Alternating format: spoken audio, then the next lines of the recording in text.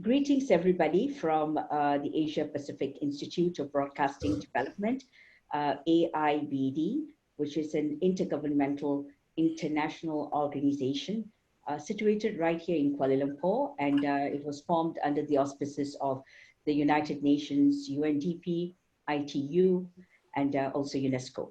So I'm very proud today that we're hosting our very first meeting, COVID session meeting here on Zoom, which happens to be one of the vital platforms that are being used worldwide in view of the COVID pandemic. I'm also very grateful to all of you panelists and also participants who have gathered here on Zoom today to share with us and to learn more about the virus that has overtaken the world by storm. And also grateful to my colleagues at AIBD because we've been working from home like crazy to bring this to you. We're also going on Facebook Live, so hello to those of you on Facebook. So today we are looking at journalists from 22 different countries from across Asia, Pacific, Africa, and a whole lot of other regions in Europe as well. So I'm really happy that all of you are gathered here with us via Zoom to discuss a very prominent issue that has taken the world by storm. No one expected this virus to last this long. We heard about it sometime in December, but now we are heading on towards the mid of April, and nothing seems to be subsiding. It has really, really shaken up the world, especially humans, but I think most of the environment somehow has benefited from this lockdown that most countries are facing. So 1/3 of the world's population is practically on lockdown, but still we are surviving thanks to social media platforms such as this. I would like to say a very big thank you to our honorable guest who is also an observer, and they've been on practicing on Zoom and have been on Facebook for the last 2 hours. My heartfelt gratitude goes to Dr. Q Kadharit, Minister of Information, Cambodia. Thank you, sir, for being with us today. And also to all the speakers. And I think thank you all once again for being with us here on AIBD's first ever Zoom session on COVID. And without much ado, I'd like to call upon our partners in this particular COVID session is India. And when I first forwarded this idea to India, they picked it up and said, this is a wonderful initiative. So I'd like to say hello to my colleague, Captain Ashok Nigam, Additional Director General from NABM. Hello, Captain. Hi, hello. Good morning, good afternoon, and greetings to everybody from NABM. On behalf of National Academy of Broadcasting and Multimedia, Prasar Bharti, India, I, Group Captain Ashok Nigam, Additional Director General, extend a very, very warm welcome to all the eminent personalities and participants of today's webinar session on COVID-19. We at NABM would like to convey our sincere gratitude to AIBD for giving us this opportunity for collaborating and co-hosting this important session in today's challenging times. As we all are aware, as Philomena has just spoken about, the human race today is facing a very, very crucial and very critical global health crisis. And media has a very crucial role to play in disseminating vital information, more so in countering the misinformation rather. So therefore, let us deliberate how best we can assist in our roles to overcome the present danger. I would request now CEO Prasar Bharti, Shashi Shekhar Vempati, to kindly address the session. Thank you, Ashok. Good morning and good afternoon to everyone. Very thankful to the Honorable Minister for joining us today, and to all the esteemed colleagues from the various broadcasters from the extended region. It's a happy occasion, but also a very grim moment as well, what all of us are together grappling with. India, given its sheer size, its complexity, has had to face a whole range of problems and challenges. and Prasar, Bharti, Doordarshan, All India Radio as India's public broadcaster have been playing a very key role in navigating this crisis. So there are several lessons, several experiences, that we have learned, and we will continue to learn as well from every one of you, based on how you are dealing with this pandemic, and as Ashok rightly pointed out, an information epidemic as well, because the sheer volume of fake news and false information that has flooded the entire society is a parallel epidemic that we have to grapple with, even while dealing with the health issue. Some of the things that we've done at our level with TV and radio is to put in place certain contingency plans so that services are always available, no service goes down across the country, and making sure that the right information, the authentic information, is made available in a timely manner. Also, how do we run operations in this constrained environment where physical movement has been severely restricted? So there's a lot of innovation that has started to happen as we force newsrooms to operate in this new reality. They've figured out new ways of using technology, new ways of connecting with each other and producing content and making sure the show goes on. So a lot of those learnings hopefully will also be shared through this webinar later today. We're also happy to put together best practice documents as and when we uncover new ways of doing things and share it with the entire community. So we're very happy to do that. I'm also happy to share that the unintended effect of all this has been the public broadcaster has become the most viewed and most responsible broadcaster in India. We just had our TV ratings released today for the last 10 days, and so Doordarshan is the top of the charts, the most viewed channel, and this is largely because at a time of crisis, the public broadcaster is not just the go-to source for credible information, but it's also a voice of reassurance as well to everyone, and we're seeing that in the data. I remember just about a year and a half back at one of the public broadcasters international conference, there was a breakfast roundtable of CEOs, and one of the topic of conversation was, how do we bring back families to watch television together, which used to be the case earlier with the public broadcasting channels. But then as viewership got fragmented, families were not coming together. How do we do it? And I think this crisis has had its unintended effect that families are coming together, bonding, whether they're in one place or one physical location or not. And they're all coming back to watch public broadcasting, to listen to public broadcasting.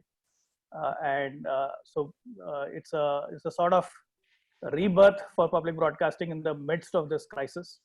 And our responsibility has just gone up significantly, not only in providing news and information, but to keep the citizens engaged at home so that the social distancing, the lockdowns are effective, and we all together overcome this pandemic.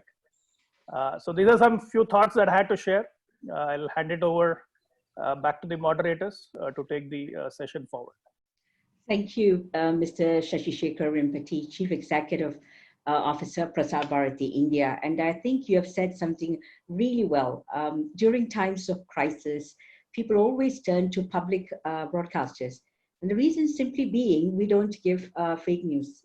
At least we are the people who advocate real information. And this happens for RTM. Having worked in RTM, I know during the tsunami, the RTM Radio Television Malaysia was the most viewed channel in Malaysia.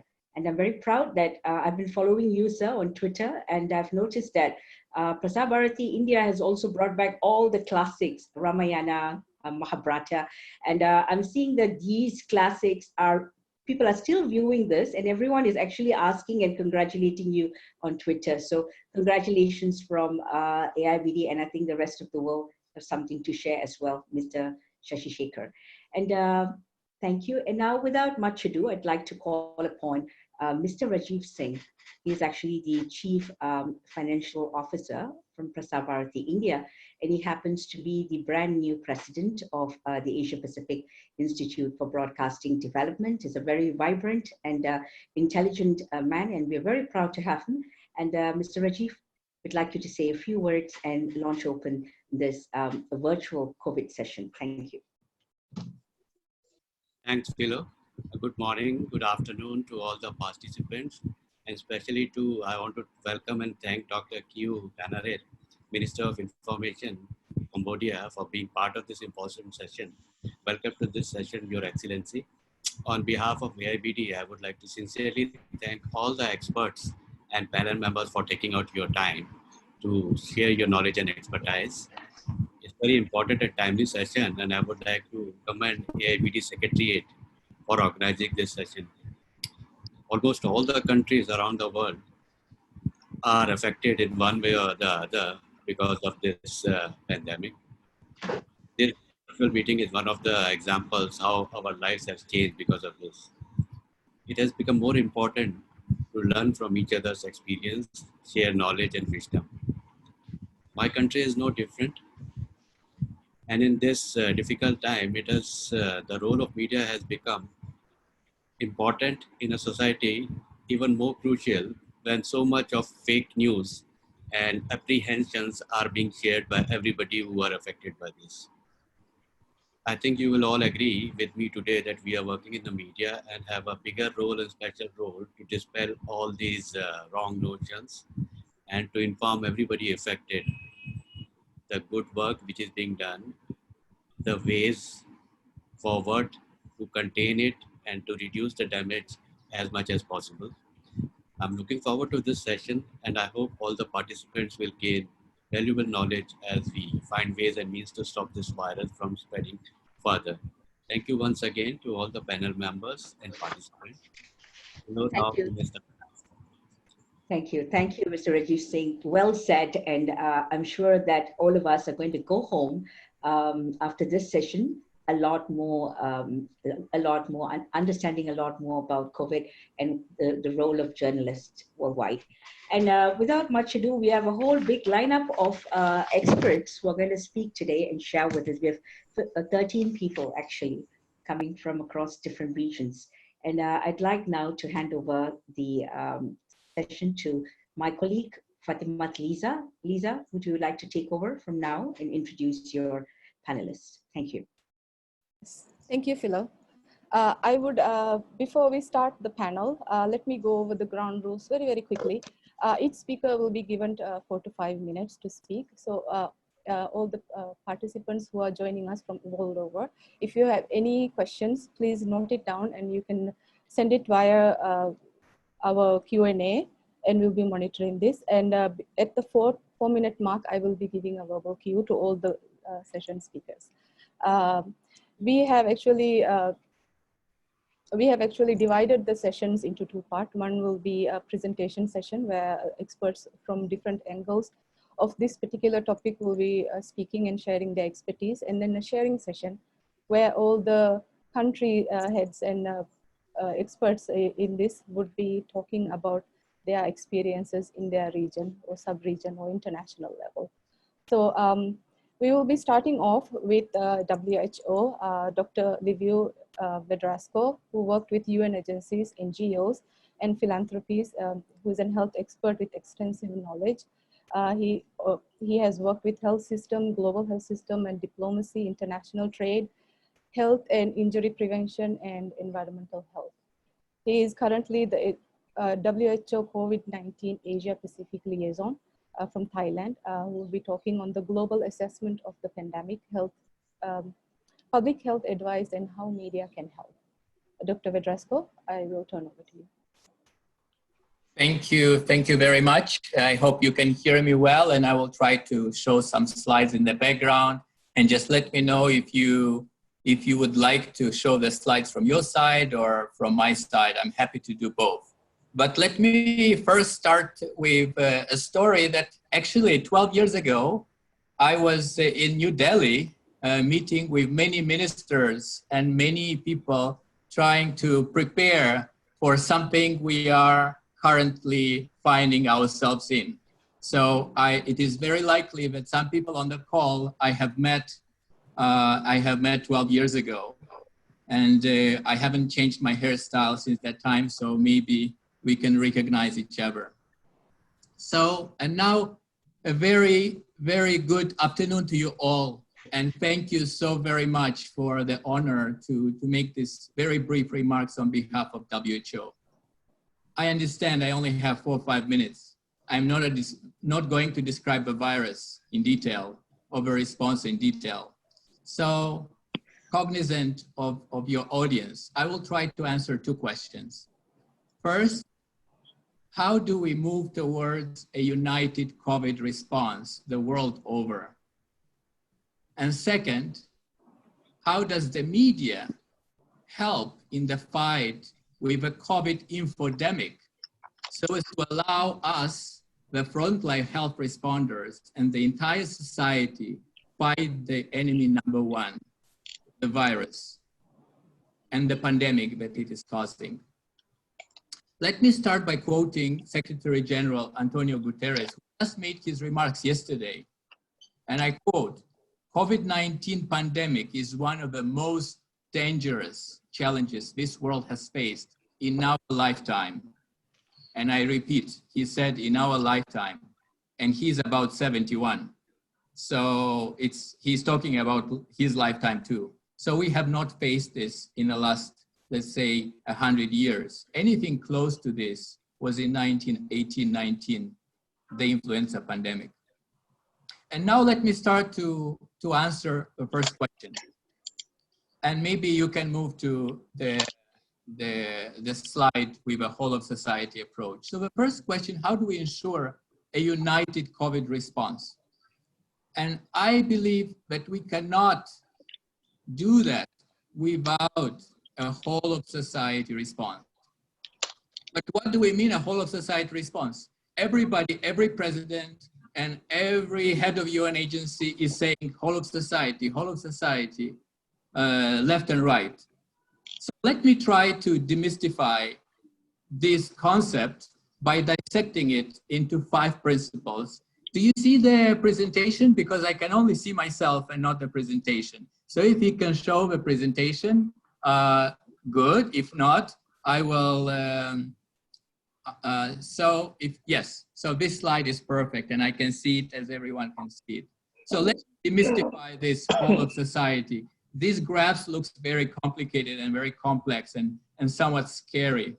And I put this together 12 years ago, not to scare people, but to help people prepare.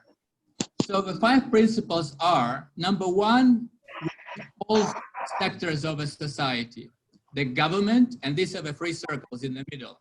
The government, the businesses, and civil society must work together and communicate and agree how they work together. This needs to be done before the pandemic and during pandemic and after the pandemic. Number 2 is this pyramids with different blue colors in the middle. We need to have readiness at all levels. It is of no use that some ministry in some capital has a perfect plan developed by a team of wonderful experts some years ago.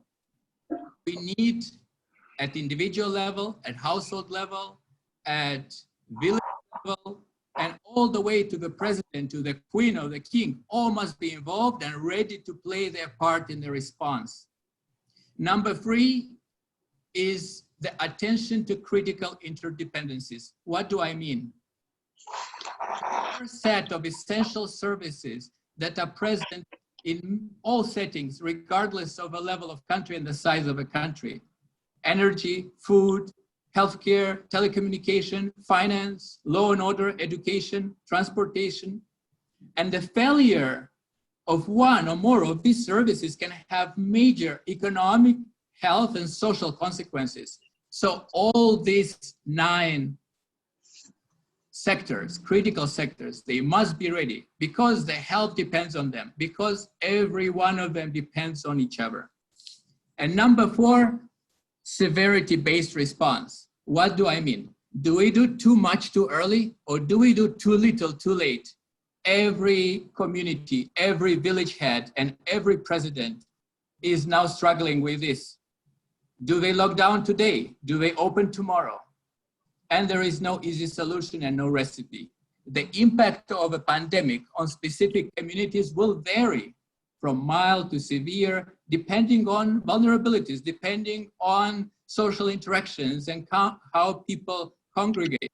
So it is appropriate to plan for different scenarios and make wise decisions to move from one level of response to another.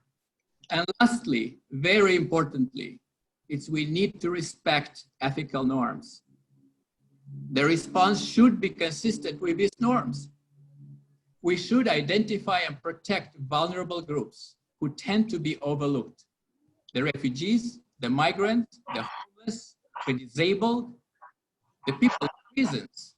They all have human rights and they need to be taken care of. And now let me move to the second question, which is much closer to all of you who are in the business of informing people. So how can media can help in the fight of COVID infodemic? And if I can have the next slide. How can the media, you can help with this avalanche of rumors and news and more rumors and more information that sometimes is helpful and sometimes it distracts the people, sometimes it stresses the people, sometimes it annoys politicians. So there's a lot of this noise and good information going on. So how can you help? I think you can help in 3 distinct areas. Of course, there are many more, but I will stop on these 3. Number 1 is amplify the national public health authorities' messages and WHO messages to help individuals and communities protect themselves and others. You can help by busting the myths and rumors very quickly so they don't distract from the response. Number 2, you can report on the government response and the community's reactions. You can raise concerns from the community so that they can be heard by those who make this decision. And thirdly, the third area, which is very close to me, I think you have an extraordinary role. And that role is to bring into the public consciousness the positive stories of extraordinary solidarity, compassion, generosity, and creativity, and a positive outlook. You mentioned in your openings the good impacts on climate change. And I hear from my friends in New Delhi that they have seen the skies for the first time in many years. So while we deal with the consequences, we suffer through the deaths, we have to keep this positive outlook and bring these positive stories. And let me just end with paraphrasing my Director General who made these remarks yesterday evening.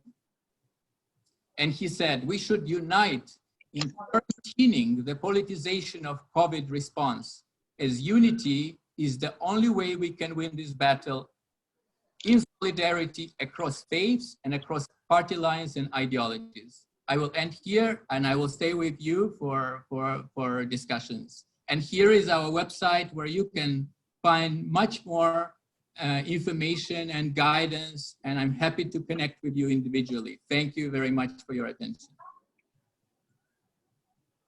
Thank you so much, Dr. Vedrasco.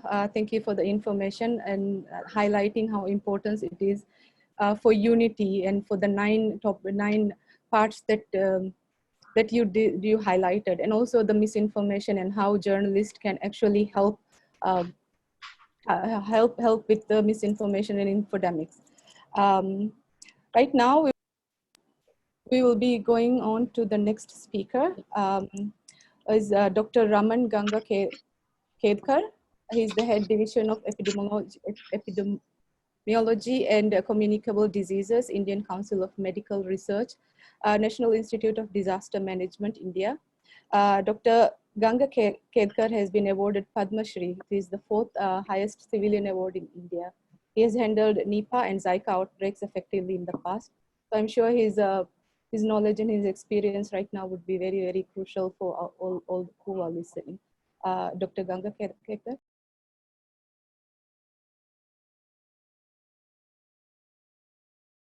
Is he here?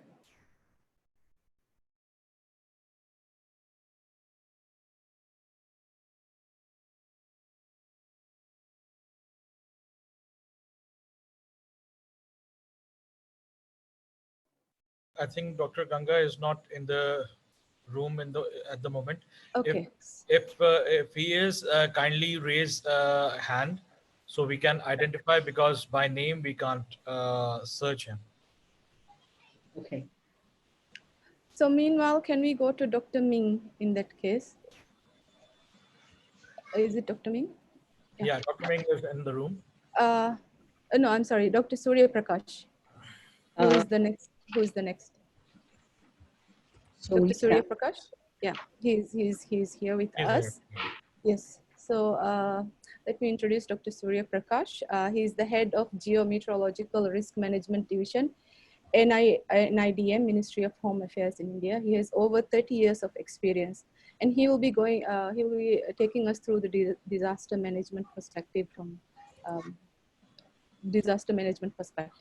which is right now very, very important. Dr. Surya Prakash, I hand over to you.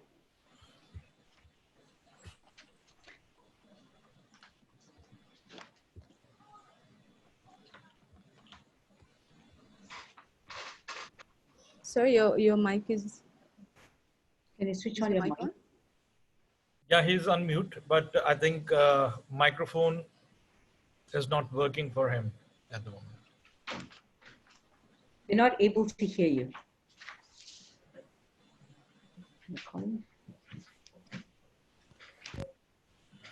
I'm audible? Yeah, now we can. You're audible. Okay. I just wanted to share my PowerPoint. Do you have my PowerPoints now? No, I'm sorry. We don't have your PowerPoint. Okay. Then I'll try to share my PowerPoint. Yeah, from screen share. Yeah. Yes. Oh, where it is.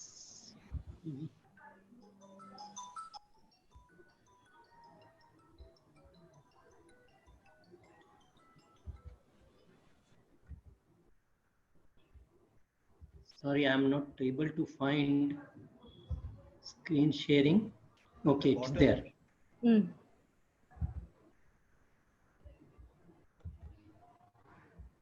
So, is it visible now? Yes. Yeah. Actually, to all this discussion, I wanted to indicate my perspective of disaster management, that COVID-19 is being looked at upon as a pandemic only, as health hazard, but it's also a kind of disaster in various sectors affecting our economy, industry, government functioning, and other sectors as well.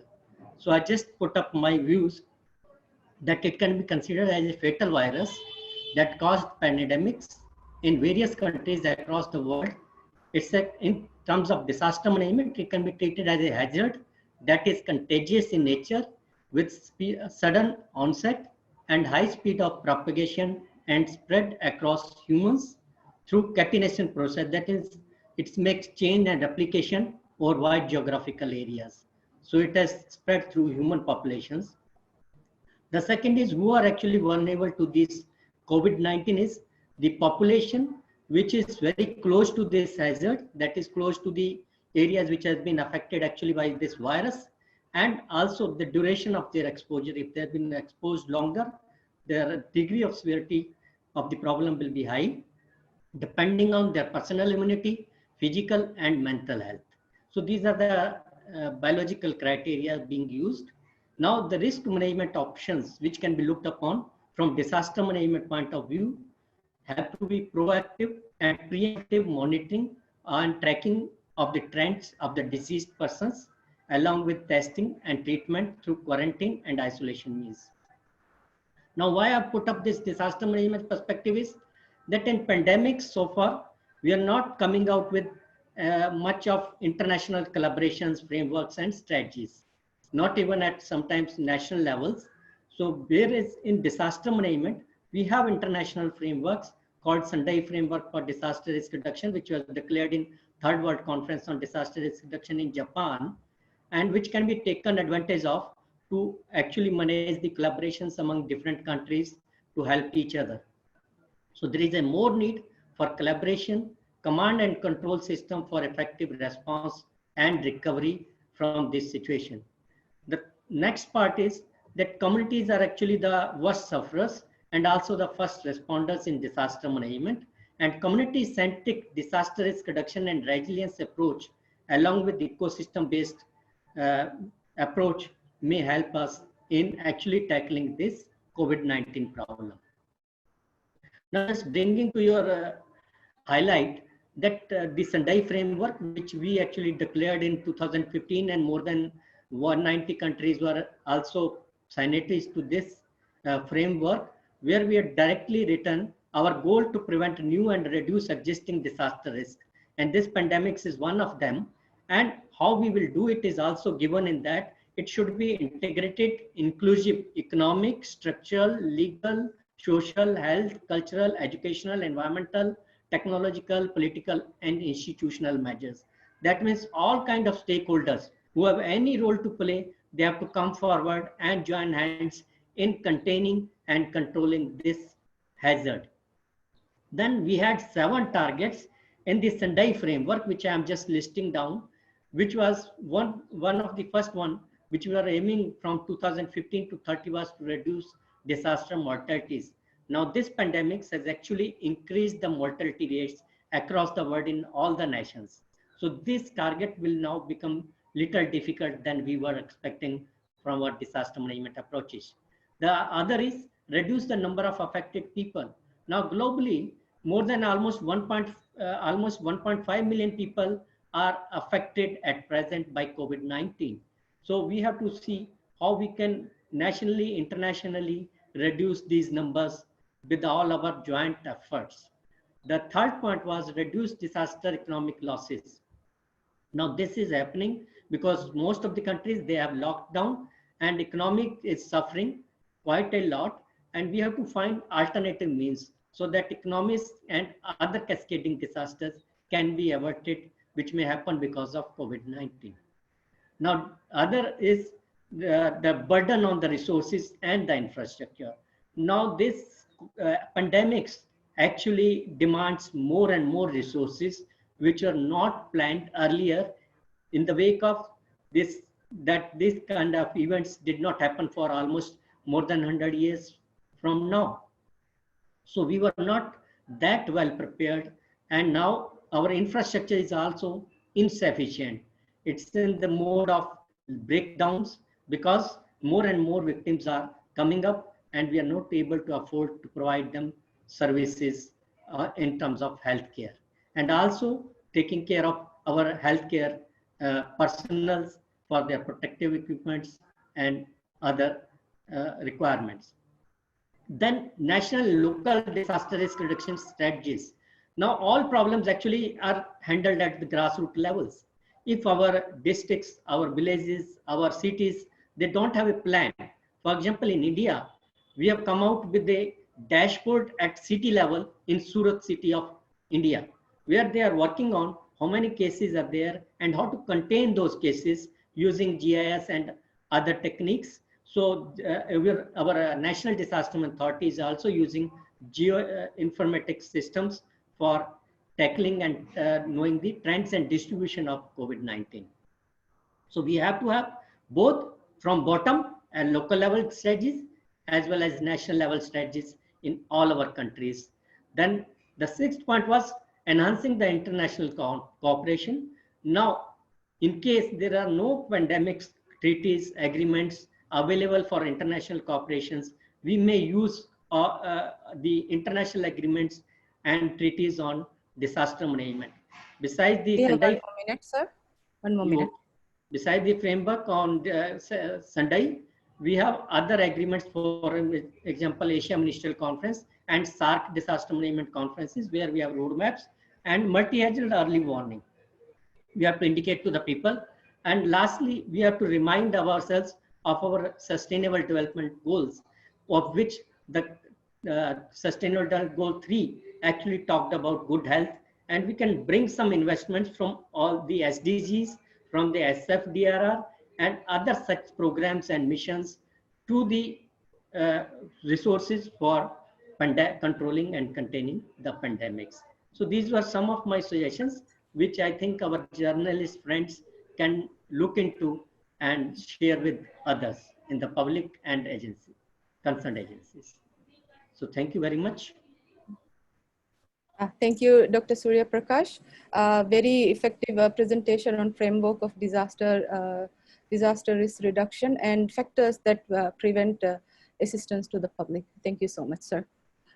We are now moving on to Dr. Ming Kuok Lim, Advisor for Communication and Information UNESCO Office in Jakarta. Dr. Ming is part of the team at UNESCO which supports capacity building for journalists, advises on media policies and expanding journalism curricula to reflect the new sustainable development goals and SDGs. His topic for today is preparedness, safety and role of journalists. Dr. Ming, I hand over to you. Thank you very much, Leeza. I believe I also have a PowerPoint that can be shared with everybody.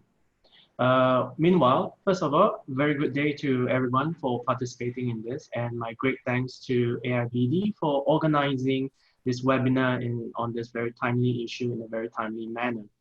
UNESCO, as the UN agency with a mandate to protect and promote freedom of expression, including press freedom as well as safety of journalists, we take these issues very, very seriously.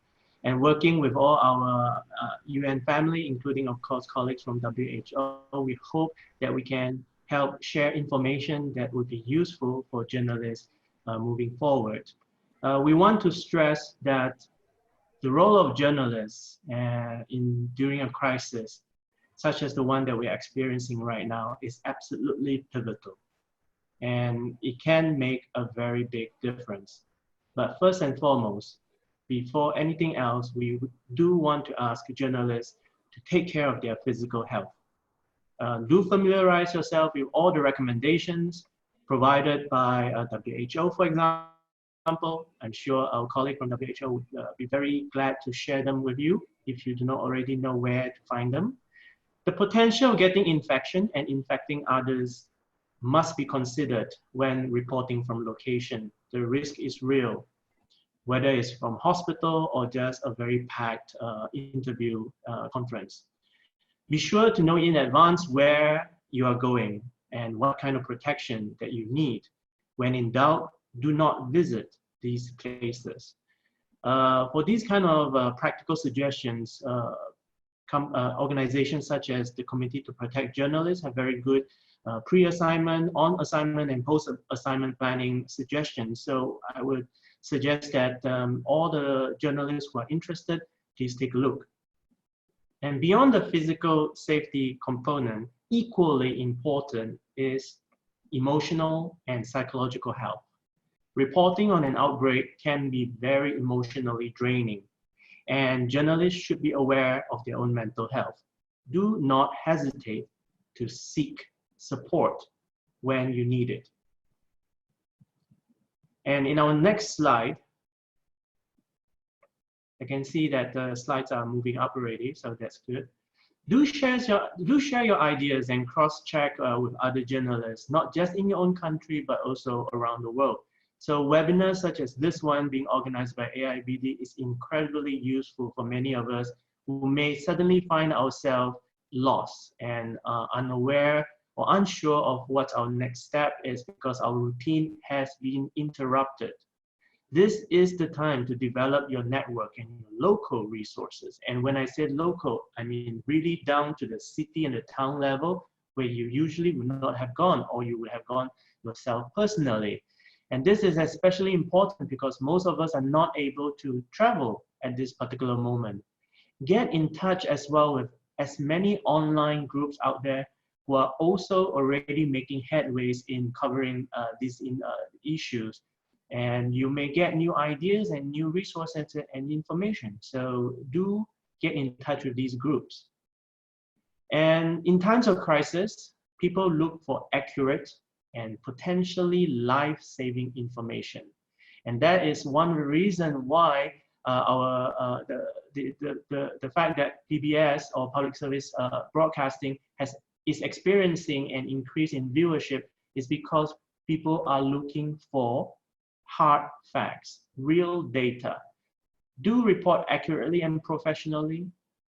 Very careful about the issue relating to privacy, health, medical information, especially when it involves children, as well as people, minority groups, because those kind of information are very sensitive and it violates ethical concerns if those information are being spread without reasons. Avoid rumors and use verified sources. Again, WHO has a myth buster that's great with images you can share. And speaking of images, be accurate with the visuals. Inaccurate visuals can actually make people more panic. And of course, nowadays, all this information can be very easily shared online. So we have to be very careful about that too. Last but not least, do not use sensationalist headlines or misleading headlines. And be careful when you use very negative connotation words, and be careful about stereotyping certain group of people. So those are some of the messages that we like to share with everybody. And there are a lot more out there available, but in the interest of time, we just share a little bit with you right now. For those of you who are interested, do contact us, and we will be very happy to give more information. Thank you. Thank you, Dr. Ming. I'm sure there will be more questions on for you to expand, request for you to expand on your presentation just now.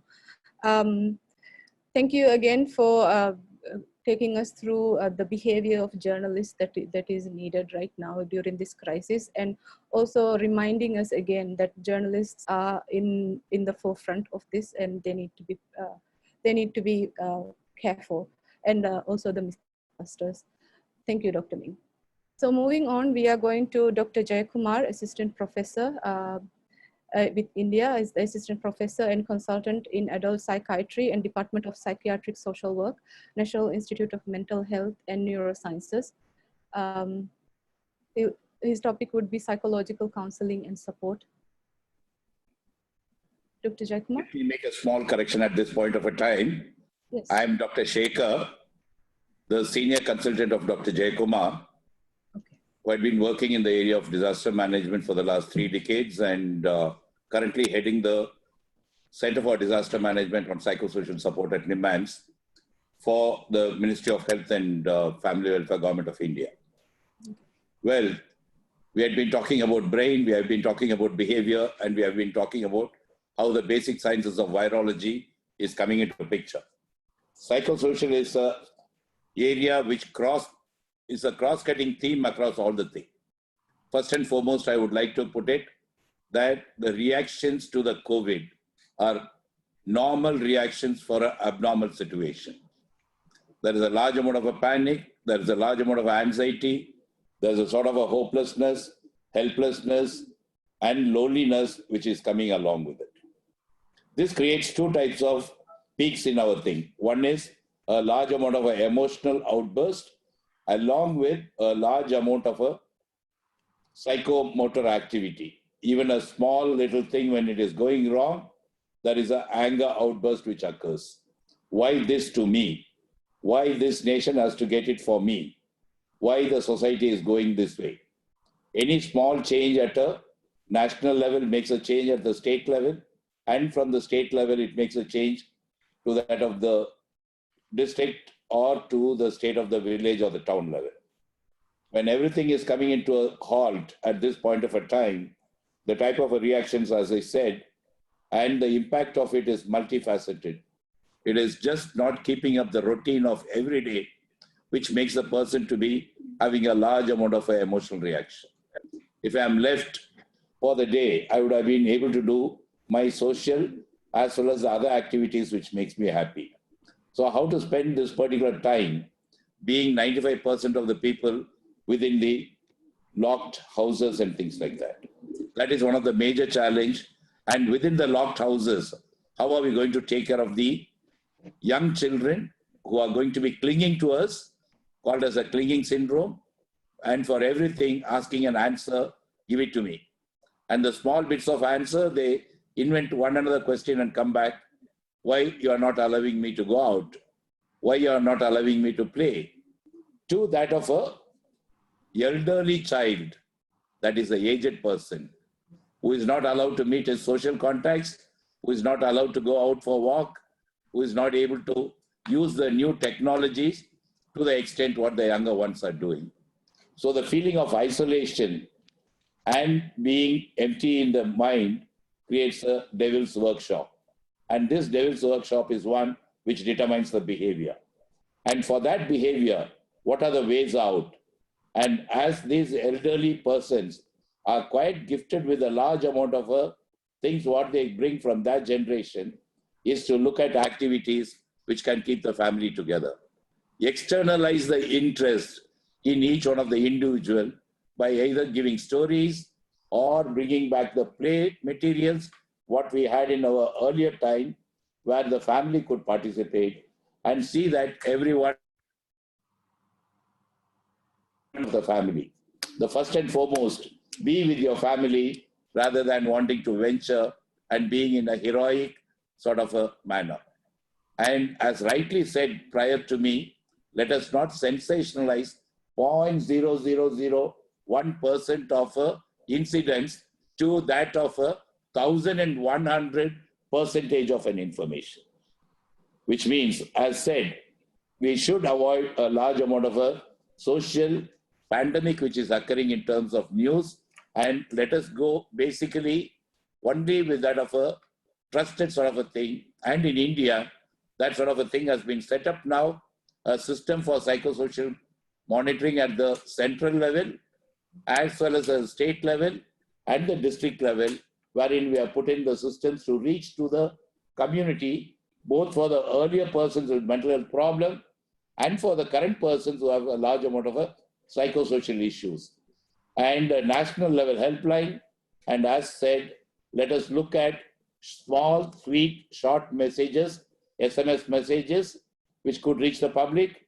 And we had been able to give a large amount of advisories and materials which would help them, which are of 800 words or so, and also give them, we had also put up about 24 YouTube materials of 1 minute duration. Last but not the least, we had also looked at a large number of persons now looking at 1 minute yoga, 2 minute yoga, and a 5 minute yoga. These are available both in my Ministry of Health and Family Welfare website, as well as in the National Institute of Mental Health website. Please do visit. Request, externalize your interest within your family, whether it is 1,200 square feet or 3,600 square feet or just 120 square feet. Let us keep the social distancing and the interactions alive. Thank you. Thank you so much, Doctor. Thank you for highlighting the emotional health and the types of activities we can do. It is really, really important. We are very much contained in very small spaces. So the information you just shared is very, very important. Thank you so much, sir. So this is it for the presentation session. We will be moving on to this sharing session. The sharing session will be from country experts from different organizations in different countries talking about their own experiences. First off, we have Mr. Haibo Huang, Deputy Head of Phoenix Chinese Channel, Director of the Chief Editor's Office, Head of Phoenix Movie Channel. As you know, China has handled the first case of COVID, and the mobilization of media in China has been the first. So the SOPs adopted and the media practices are very, very important for us, for people who are behind right now with China. So I will give the space to Mr. Haibo. Mr. Haibo.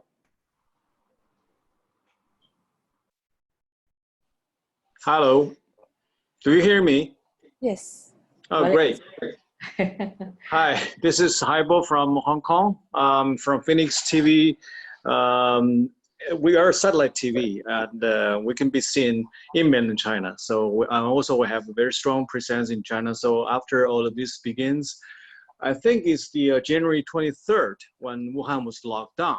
And our first team of reporter went to Wuhan on the 25th after the 2 days of preparation. So we're the kind of contrarians. Well, all these civilians try to escape, and the soldiers, like journalists like us, we go the other direction. So we sent two teams. One is the 25th and the 30th. We have another reporting team to Wuhan. And this is one-way ticket. Since they went in there, they can never come back. Until 2 days ago when Wuhan was released the lockdown. So I just want to share our experience, because I think we kind of calmed down here, but some of your places just beginning. So a lot of you have mentioned about it. I think during such a disaster, we are the guys who bring people together. We share the information from different point of view, but we have to go to the spot, the most dangerous place. So like 10 staffs of Phoenix TV, we have very strict instruction from the company regarding the safety protocol of doing interviews. Can you show some of the pictures that I've already sent? Yeah, just give you a visual image about our news reporting team. So this is the first team going there on the 25th, and they you know, see the package is full of you know, mask and protection gear, and also food and water, all these kind of stuffs. So on the 30th, we have another team, our lady reporter, and this lady. The next one, just keep showing. It's okay. Yeah. Yeah. There she is. She was this picture was taken by another reporter from another agency. So you see he wears the protection raincoat, and all these teams are sending us nude feed every day. You know, and they are going to the hospitals. They go to the markets, and also they interview the soldiers, and so it's very tough job there, and they have to protect themselves. And these are the stuffs inside our studio back in Hong Kong, and in our company, everybody, once you get into the compound, you have to wear a mask. Okay, so I'm in the sealed room, so I'm taking off my mask now, and whenever there's someone coming in, I have to wear a mask. This is a must. So these are the stand. You know, when they have a satellite live show, and they were sending reports from Wuhan.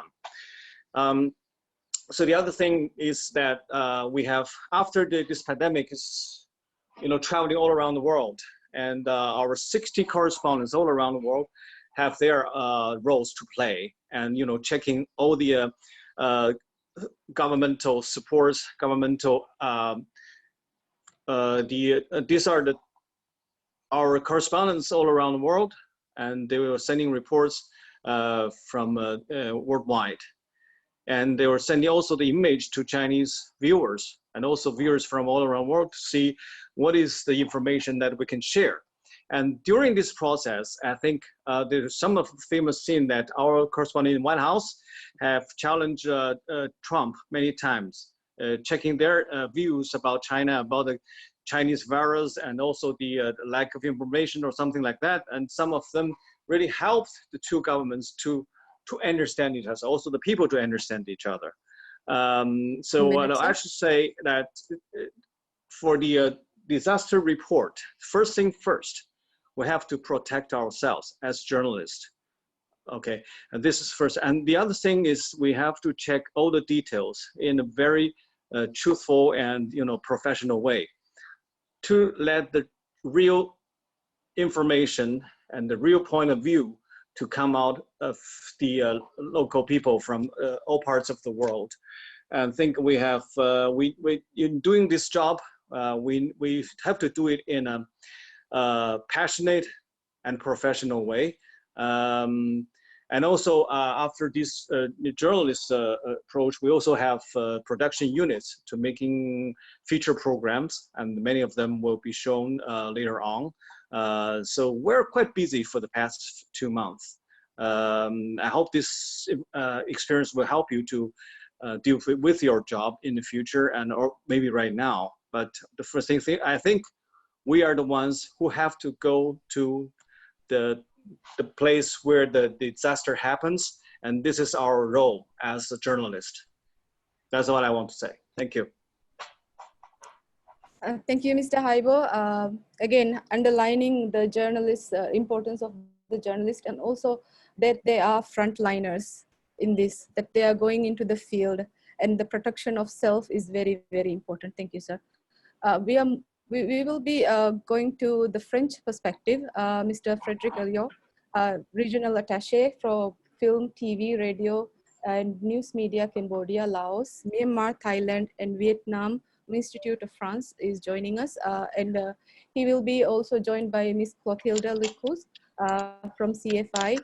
They will be doing a presentation on French perspective and how the international media development is being handled. Mr. Frederick is an international media development expert with 18 years of experience, and Ms. Clotilde Licous is international media development expert and the regional coordinator for CFI. Mr. Elliot, Mr. Licous? Yes, thank you very much, Leeza. Thank you, AIBD, for having me. Congratulations for this initiative.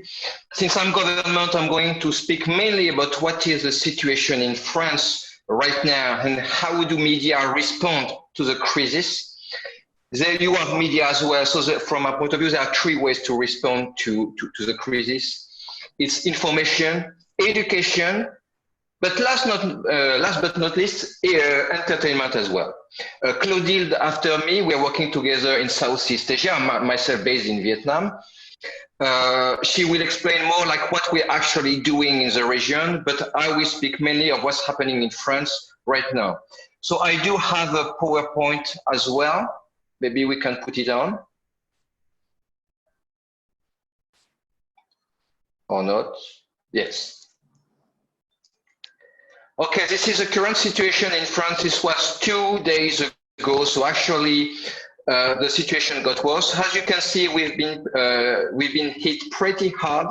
We haven't reached the peak yet. Hopefully, it will happen soon. So the cases are going to decrease, but for the time being, hospitalization, deaths, and recoveries are still going up.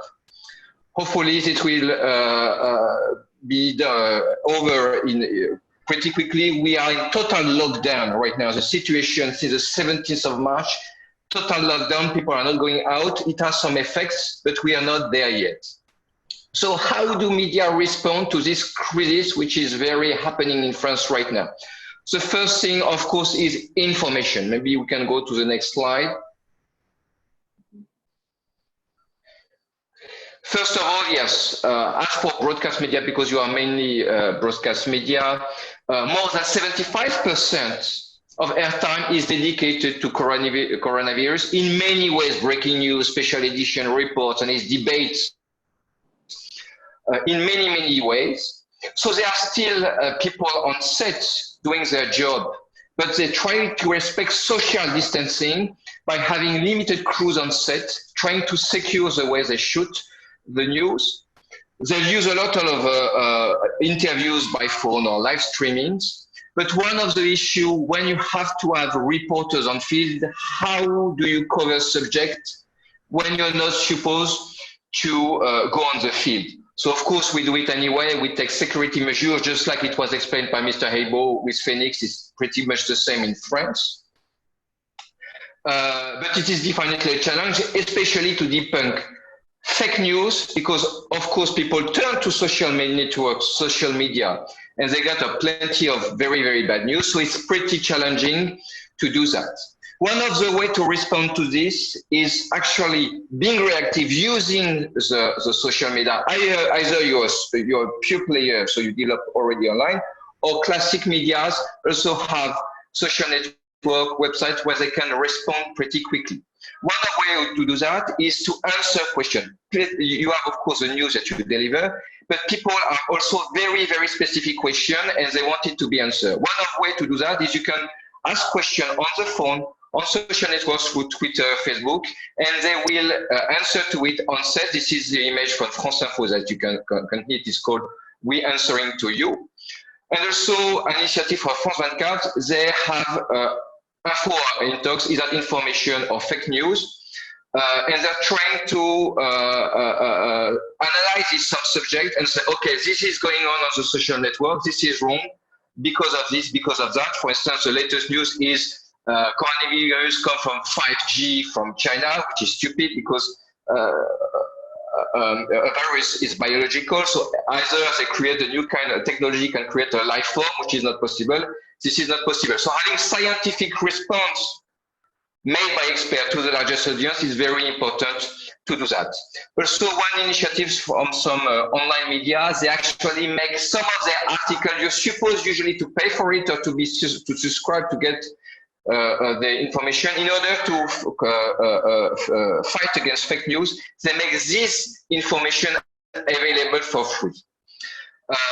Let's move to education right now because I don't have a lot of time. Next slide. It's also important because, of course, kids staying at home and they need to have access to education, especially some who have actually exams at the end of the year. So the Ministry of Education in France has launched an operation called Nation Apprenante, Learning Nation, to ensure the continuity of education while you are at home during lockdown. So these are course and curriculum related programs, or either teachers filming themselves from home or from a set and being broadcast in many ways, either on television, social media, or on the internet. But also the label Learning Nation, educational programs that could be close to the curriculum can get the label Nation Apprenante, and they can be easily accessed online. And there are many ways programs for kids. So there are many in France TV channels participating to that, from France Télévisions, Arte, History Channel in France, radios as well. And when they have cultural programs, they can get the label provided that they match the selective criteria. And with the hashtag, you can easily access it online. There are also platforms which are dedicated, of course.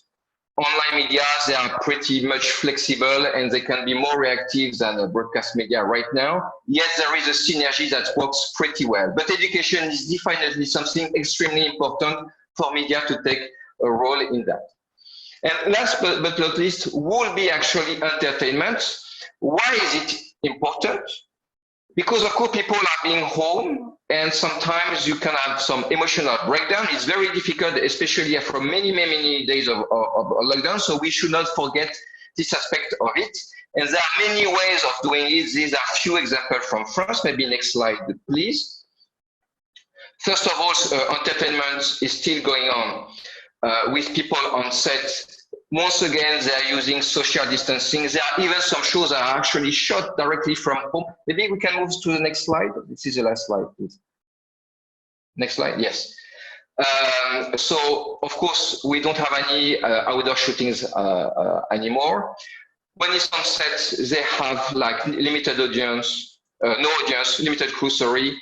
Sometimes they broadcast from home. And there are also initiatives. For instance, there is hashtag à la maison. Many channels gather to offer free program to be available on set-top box and that kind of things, like Astro or the kind of things. And they give what you should be paid usually. They gather it in one ephemeral media, and you can access it for free. Pay TV and VOD platform also has a role to play by making some of the channel or content, especially educational content, but also entertainment, available for free during lockdown. And also when it comes to different kind of entertainment, like cinema, we revise the media chronology. That means some films that were supposed sources right now.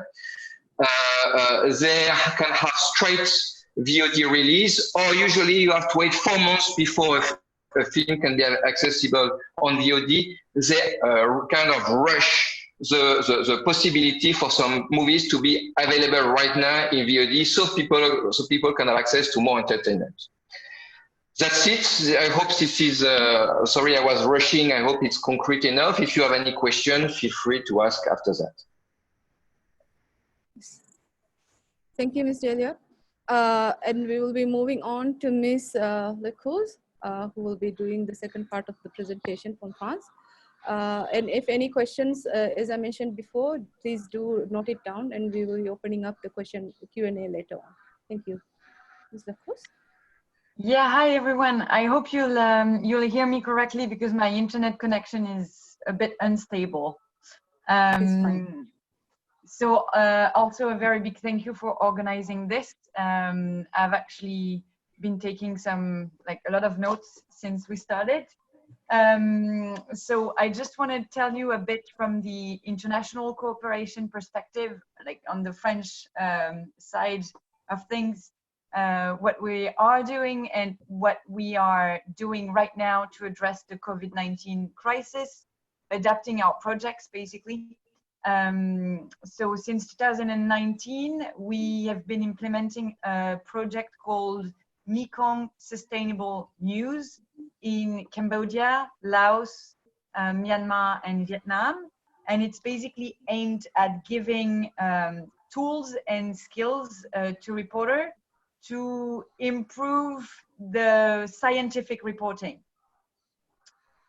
So our target here are journalists that are either already a bit literate in science or a bit literate in digital media, and train them in both digital media and science to make sure that they can actually make information more accessible to the public. Our main topics are sustainable development and climate change. So as experts, you can easily figure out that that's a lot. And we're helping them into getting into very specific topics, building basically what we call nano modules. So 2 days, not more, on one specific topic. For example, how do you measure air quality? Having experts coming in from our different agencies, the agencies we're working with, of course, on the French side, but also on our countries, more local sides.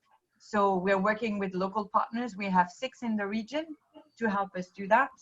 And as you can figure out, with the COVID-19, we're trying to do the same thing. But because our project is basically focusing and the core activity is training, it's a bit complicated because gatherings are not possible now. So what we're doing is that we're switching to a more like online way of doing things, making sure that when it comes to COVID-19, we are creating a platform, more of a line. It's a phone line, a Telegram group, WhatsApp, whatever type of communication channel there is, to allow journalists to send their questions to us with our partners. We curate the question and we send them to scientists who will answer that. The reason we're doing this ourselves and not directly putting the journalists with the scientists is because we have, first of all, a language barrier. Journalists are really keen on having a more diversified sources, but often they don't speak English enough, and when it comes to very specific topics, it's even more difficult for them. So we are basically acting as some sort of translators. And also what we're doing through this is to make sure that as scientists, you don't have 10 journalists calling you every day to understand about the issue and for you to have to explain it all the time. So then we are sending all the answers back to the reporters, and so far it has been quite successful. There is a huge demand from the journalists. It's very helpful for us as well, because we learn much more what are the expectations of reporter, what type of challenges they face, what are the specific topics they're really interested in, and we're trying to bring them all the answers of scientists that we can reach out to. So I'm very happy to be part of this panel today, because I'm sure you can all bring a lot to the questions they have. What we are also doing besides this line is organize webinars with our partners. But again, the webinars are very specific, because they need to be only in one language, because as you can figure out, it's kind of difficult to have that type of Zoom meeting and add translation to it. So there will be webinars in specific in the 4 countries and in these 4 languages, to make sure that scientists and journalists network a bit more, that there is a kind of trust that actually is built or comes back when it comes to understanding the work of each other. And when the situation allows, what we are really willing to do, and what we've done last year, is basically allow reporters and scientists to network, and not only scientists but also experts to network, and make sure that journalists can access either research facilities and like have a better way of also going along with scientific reporting. Okay. So I hope that was concrete enough, and that's it for me. Thank you very much for listening to me. Thank you, Clotilde. That was Ms. Lecouz from France, who was talking about international perspective and content creation and the challenges right now faced with the journalists, and how they are overcoming it, and also the importance of networking and sharing information. And before that, it was Mr. Elliot, who was talking about the misinformation, the importance of filtering misinformation, and how French government was handling the cases, especially with regards to the content and how it is delivered to the public. We will be moving on to Mr. Mayank Agarwal, Director General of News, Doordarshan, India. He has over 30 years of experience in public communication. He's also he had headed the communication wing of National AIDS Control Organization in India. And today he will be talking about communication challenges before public broadcaster in the time of COVID-19. Mr. Mayank, are you there, sir?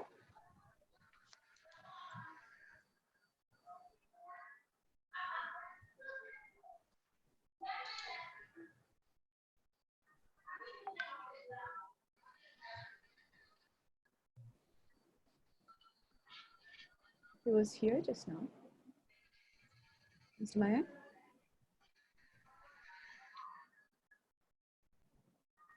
Okay, so since Mr. Mayank is not available, maybe we can move on to the next speaker. Hello, hello. Hello. He's there. Hello, can sir? you hear me? Can you hear me? Yes. Yes, we can. Yes, Fatima, I'm come on a different platform actually. There was some problem. Yeah. So, good morning and namaste, my fellow colleagues from AIBD countries and all expert panelists. I am delighted that at this time when all of us are passing through an unprecedented crisis, we have come out with a communication solution today and interacting through this video conference. This is very important platform for sharing our experiences so that the best of them can be adopted by us in our respective countries. We always say prevention is better than cure. This saying is very important in the context of spread of COVID-19 today. The virus is highly contagious, life-threatening, and there is no definite treatment. Therefore, the role of we communicators become very critical to keep the people informed so that they take all precautions to stay safe. Doordarshan News took the lead role in India in informing people about the latest while creating awareness about the virus from the very beginning of its outbreak. This included all platforms available to us, 2 news channels at the national level. We have DD News and DD India, and our social media platforms, YouTube, Twitter, and Facebook. And more importantly, to reach the people in their own languages, because India is such a vast country, and we have so many languages which are spoken at the regional level. Our 31 regional news units, 31, are constantly producing news and programs without fear, but with all precautions in over 20 languages to keep people informed. I'm really happy to share with you, instead of curtailing the news time, many of our regional news units at this time of crisis have been able to increase the news duration. Our prime focus is to tell the facts, to tell the truth, and not to indulge in sensationalization. A lot of fake news is circulating, mostly in social media and WhatsApp platforms, which we have been countering through our bulletins and social media handles. We have introduced daily phone-in programs with medical experts in panels to answer people's queries. In fact, these phone-in programs are gaining a lot of popularity, and we have been asked by our audience to all government advices are a number of government advices on lockdown where the issues are available. People should not go into panic. They should not unnecessarily go out of home. They should stay home. These are being promptly aired to the people. Their implications for the people are explained through policy makers and medical experts who are being called for discussions in our studios and many a times now through Skype. Safety messages as safety messages such as wash your hands, stay at home, wear masks, maintain social distancing are being reinforced in a variety of ways through short videos of expert bites, through celebrity messaging, and through children. I tell you, we have in fact aired more than 100 celebrity messages. You know, in India, films are very popular. The film stars are very popular. Cricket stars are very popular. Many other sports persons, and we are regularly airing their appeals. And we are also crowdsourcing children bites, appealing people to stay home.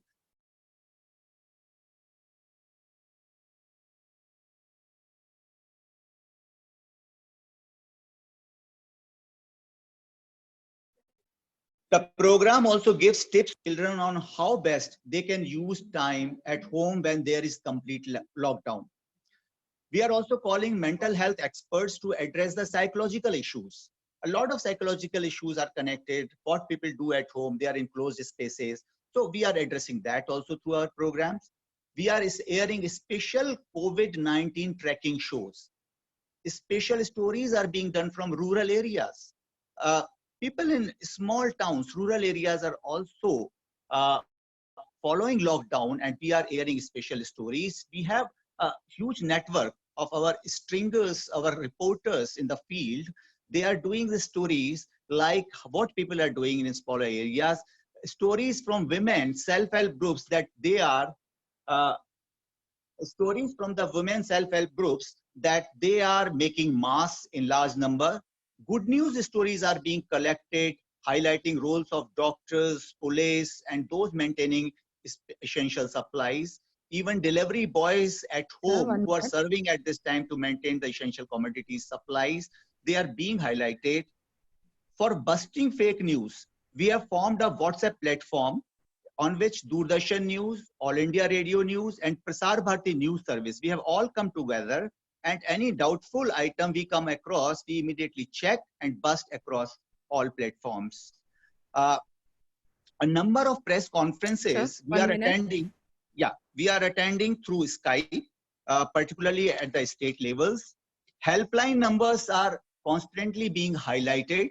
There are certain apps which Government of India has developed to have comprehensive information on the spread of virus.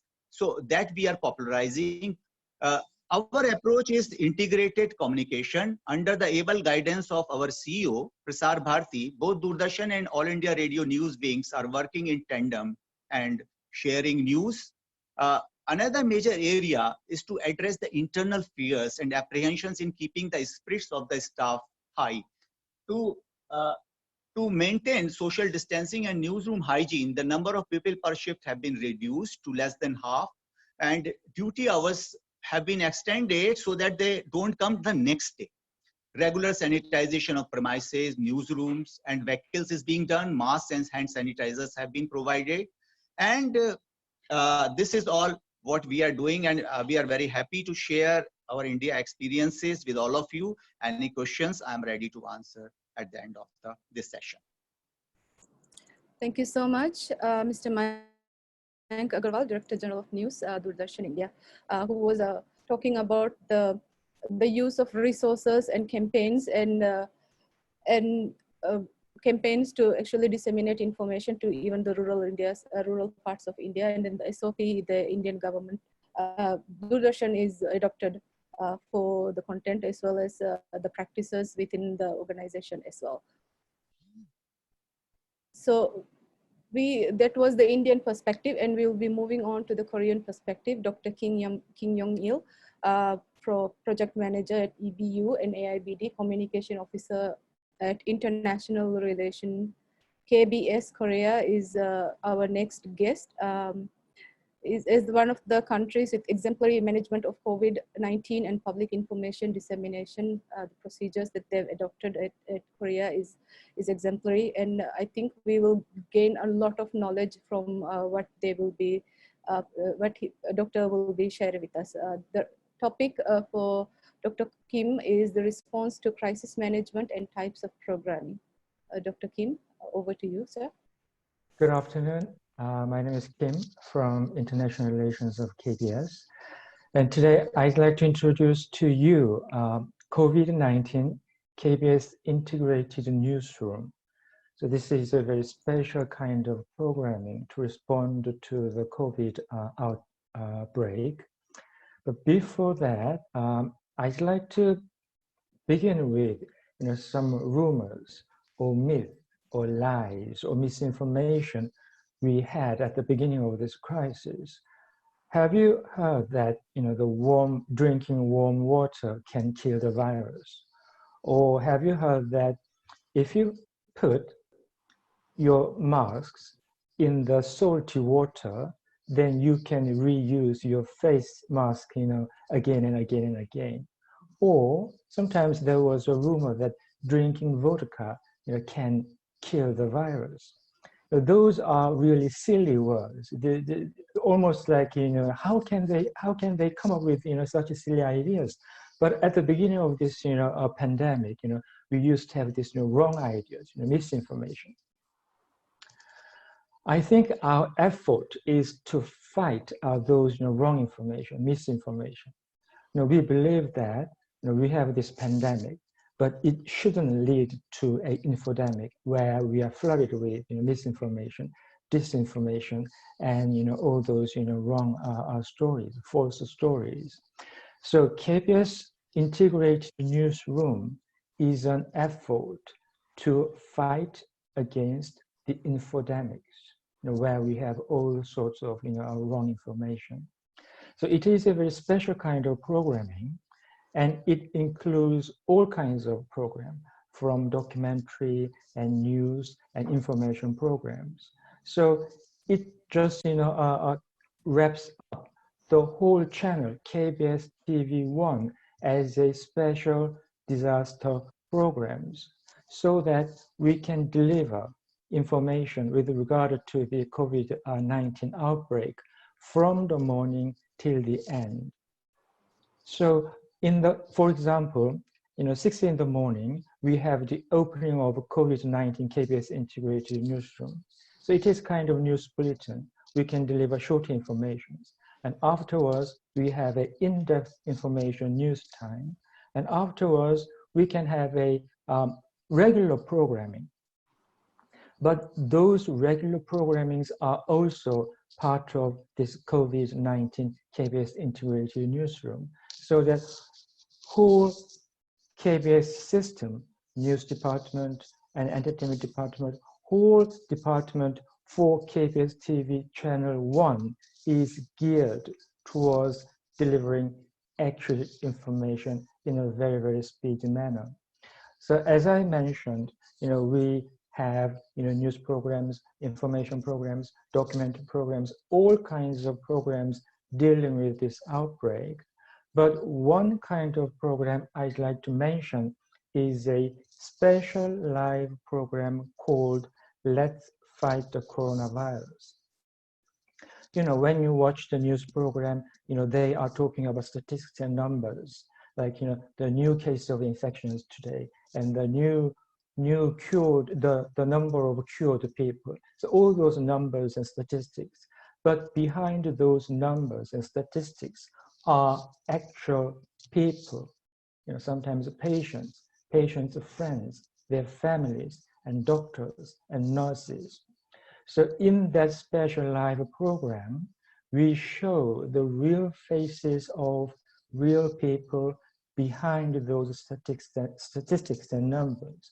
And I think it just delivered a very strong and powerful and positive messages. It was a kind of life-affirming messages.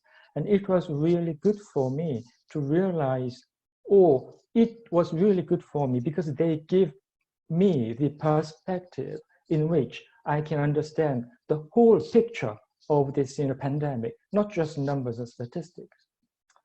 And finally, I'd like to refer to Mr. Vempati, who mentioned the Public Broadcasters International, and then he also mentioned that the public service broadcaster should provide a chance for the family to get together, watch and share TV moment together. And I remember that because he was in Seoul at the Public Broadcast International, he was mentioning that. And in a way, through this crisis, public service broadcasters have this wonderful opportunity to be a reliable media in this kind of chaotic situation.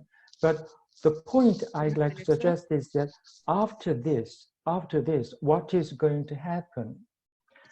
There is a kind of an estimate that there will be economic downturn, and it is expected that the commercial revenue, the advertising revenue for TV in general in Korea will be cut down by 40%. Public service broadcaster is already weakened by competition with the new media and digital companies, and then tech giants like Netflix. And through this crisis, we kind of took a shine, and then we showed what we can do. But after this coronavirus, the harsh reality will hit, the economic downturn, and still the digital, the competition from the digital companies. And what shall we do after this? I think that is a big question, hanging in the balance. So this is my short speech.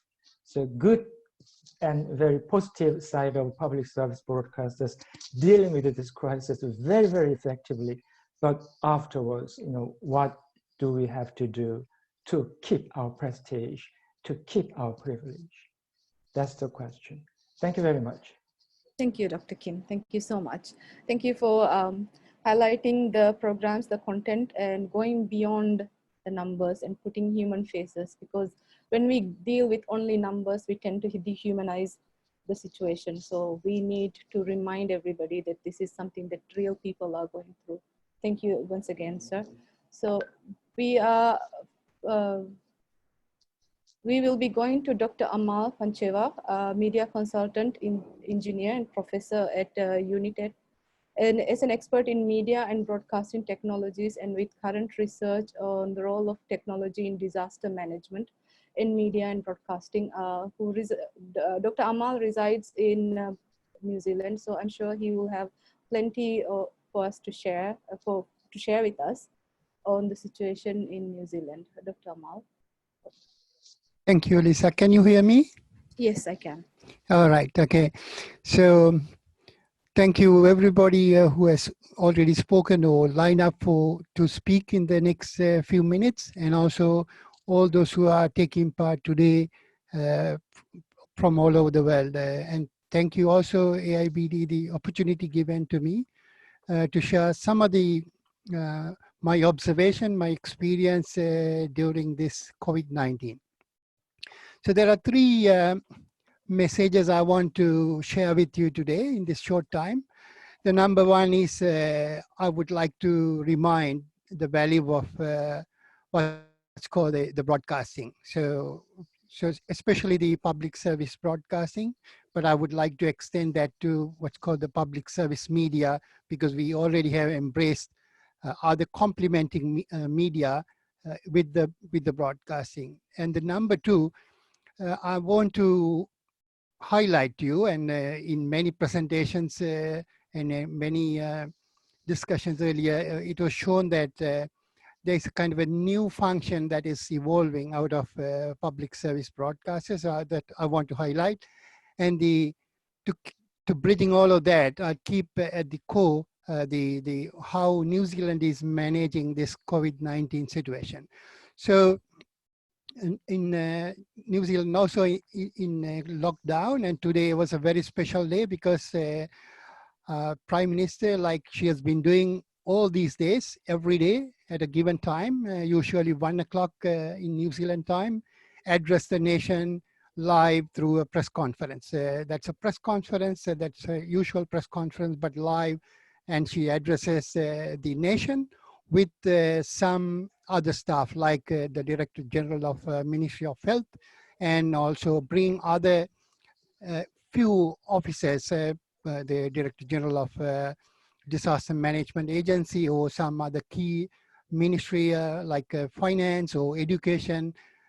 We have seen that in the earlier presentations that when in a disaster management model, we need to look at all of this. So she does communicate that one. So I also want to highlight the fact that we do use what's called the proactive method of information providing. So we haven't seen very much what's called the misinformation, because there is no room for that. The Prime Minister and her staff very clearly and very regularly and every day at a certain fixed time address the nation, communicate to the whole nation live from her press box. And the number two is that also taking steps into education. So this is one of another key function that the public service broadcast has been doing in the past. So now government has announced that they will sort of planning to augment using the broadcasting, the online learning of the children, those who are studying now at home, because due to lockdown, the schools have been closed. And the third point, the third function, the usual function that the broadcaster used to do was the entertainment. So being a public service broadcaster who has been operational many years, and also embrace other new development in technology. We have on-demand component coupled to the broadcasting. So they offer lots of content for people to consume while they're at home. The fourth function, which evolved recently, was what's called the support, which was mentioned earlier, to look after the mental health and then the other aspects of human at this crucial time. So that's another thing that the media does with the government, giving support messages and running small program which help the upliftment of the mental health. So my summary of how we are handling this is that today the Prime Minister took a little longer press conference because she said she does not want to celebrate, but she wants to remind we need to lock down for the rest of the 2 weeks very strongly so that we can bring down that curve, we can flatten that curve for the infection. So all of these, the messages were very proactively and clearly communicated with all the public service media, and also used the government website and even her Facebook. I remember one time she had a very interesting interview with a well-known psychologist in New Zealand about the mental health. So she had I think nearly half an hour discussion, which she shared on her Facebook. So the other media also used, and then this is being used worldwide by the people to see how we are responding and then using the public service media or the broadcasting. So in conclusion, what I need to tell all the participants, take this message back to your seniors. If you are at a very high senior position, make sure that we could retain and sustain the broadcasting many more years to come, because when a disaster hits, we don't have time. We don't have 10 years to build a broadcast network and then get a signal to everyone. Because when we find when there are health risks, the problems, how can we tell this to the public, your citizens spread around in a larger geography? So you need what's called the broadcasting. You need to cast broadly, broadcast. So we need to maintain and sustain this network. So with that message, I'll wrap up my short presentation, but I will be around to answer any questions that you may have at the end. Thank you. Thank you so much, Dr. Amal. It was very informative.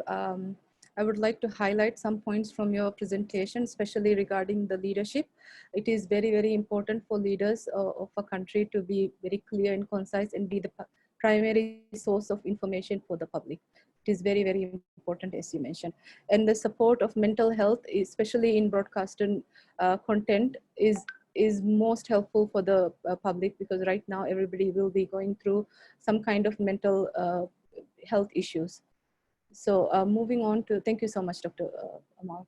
So we will be moving on to the last speaker, Mr. P K Subhash, Additional Director General, Doordarshan, India. Mr. Subhash has 28 years of professional experience in broadcasting. And then he will be talking about communication strategies in times of COVID-19 and the lockdown. I'm sure he has a lot, with India being such a big country, I'm sure he would have much to share with us. Mr. Subhash. As a public service broadcaster, the Doordarshan network in India adopted a communication strategy which basically had two phases. In the first phase, when the incidence of COVID-19 cases were reported in some parts of the country, we devised a communication strategy to educate India's 1.3 billion population about the COVID-19 virus epidemic and the precautions to be taken. For this, we created a number of audio-video materials to disseminate the vital information about the precautions to be taken. This was frequently aired in our 24 hours transmissions. Along with these messages, which is very simple in language and very quickly, easily understandable to the general public as a whole, we also roped in messages from very popular and eminent personalities from the fields of art, literature, culture, music, etc., to propagate this the message of public hygiene and social distancing. In the second phase, when the government of India announced the lockdown period of 21 days, we introduced a revised strategy in which we continued to telecast the information and education campaign materials on the precautionary measures to be taken and to deal with the situation. But along with that, we introduced some of the very popular and iconic serials which were telecast in the Doordarshan television network about 20 to 30 years back.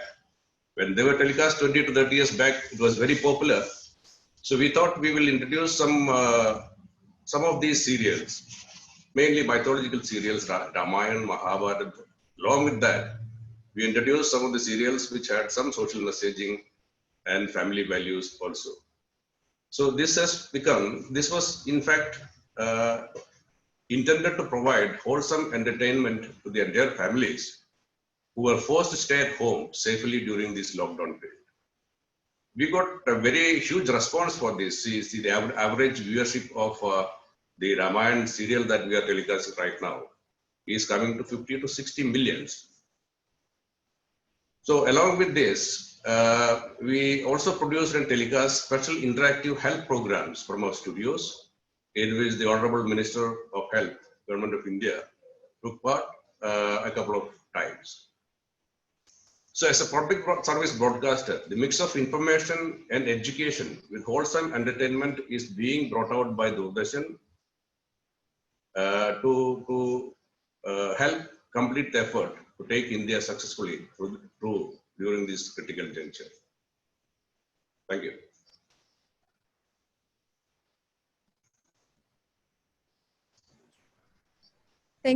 Thank you, Mr. Subhash. Thank you very much for your presentation, especially considering that India is such a big country and with huge network and so many factors coming in, especially with language. It must not be easy, but India is doing such a fine job. Thank you so much. Thank you to all the speakers who have done presentation and shared your perspective and expertise and your time. We will be moving on to the Q&A session. But before we do, we have some technical questions, some technical things that we need to actually highlight. And my colleague, Mr. Nabil Tremazi, Program Manager at AIBD, he will be talking about this. This is especially for the participants. Nabil?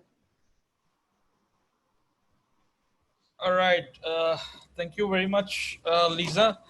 And can you hear me all? Okay. Okay. Now, the thing is that we are starting our question and answer session, and the attendees and the panelists both are have this option that they can open their chat box and they can either write the question or they can raise their hands and we can just ask them the question if their mic is there, right? And Ms. Philomena will be moderating this session, and I will just hand over the stage to Ms. Philomena so she can proceed with the question and answer session. Thank you very much. Okay. I think you have to unmute me. Yeah, you're unmuted. Unmuted, okay. Hi, everybody. I know you've been, this has been a wonderful session thus far. We had so much of sharing from all our experts. Some of you have really spoken just 2-3 minutes. So I think we will forward you the questions and then, you can speak some more. Some speakers are missing. So if you have come back, just put up your hand or put that in the chat box, and then we will reintroduce you to the session again. So there are lots of questions, but one question that came out very prominently, and I think people like Dr. Ming and also WHO would be able to answer this question, is how do you stop fake news? I mean, these are journalists who are asking the question, how do you actually prevent or stop from reporting fake news? So maybe I'll throw this question to Dr. Ming Kuok, UNESCO. Dr. Ming? Hi, thanks, Philo. That's an excellent question.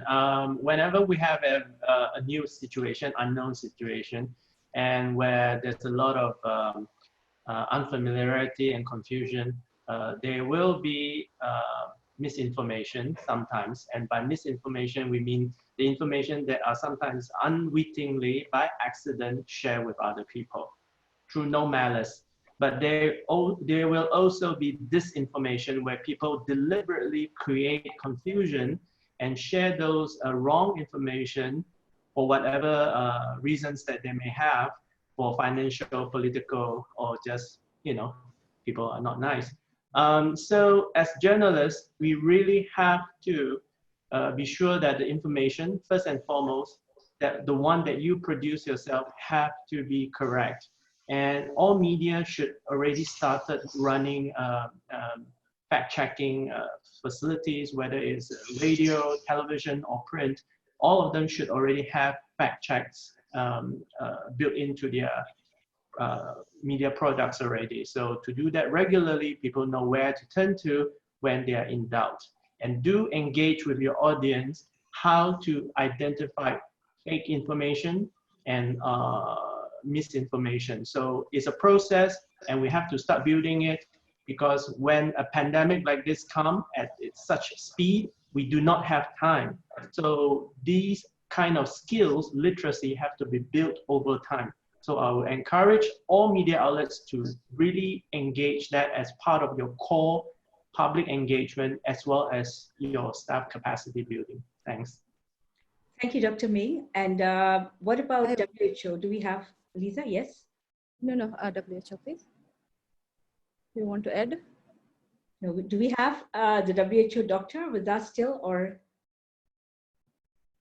No, I don't. Okay, never mind. Let's just pose this question to one of the broadcasters, right? So we have Mr. Vempati from Prasar Bharti.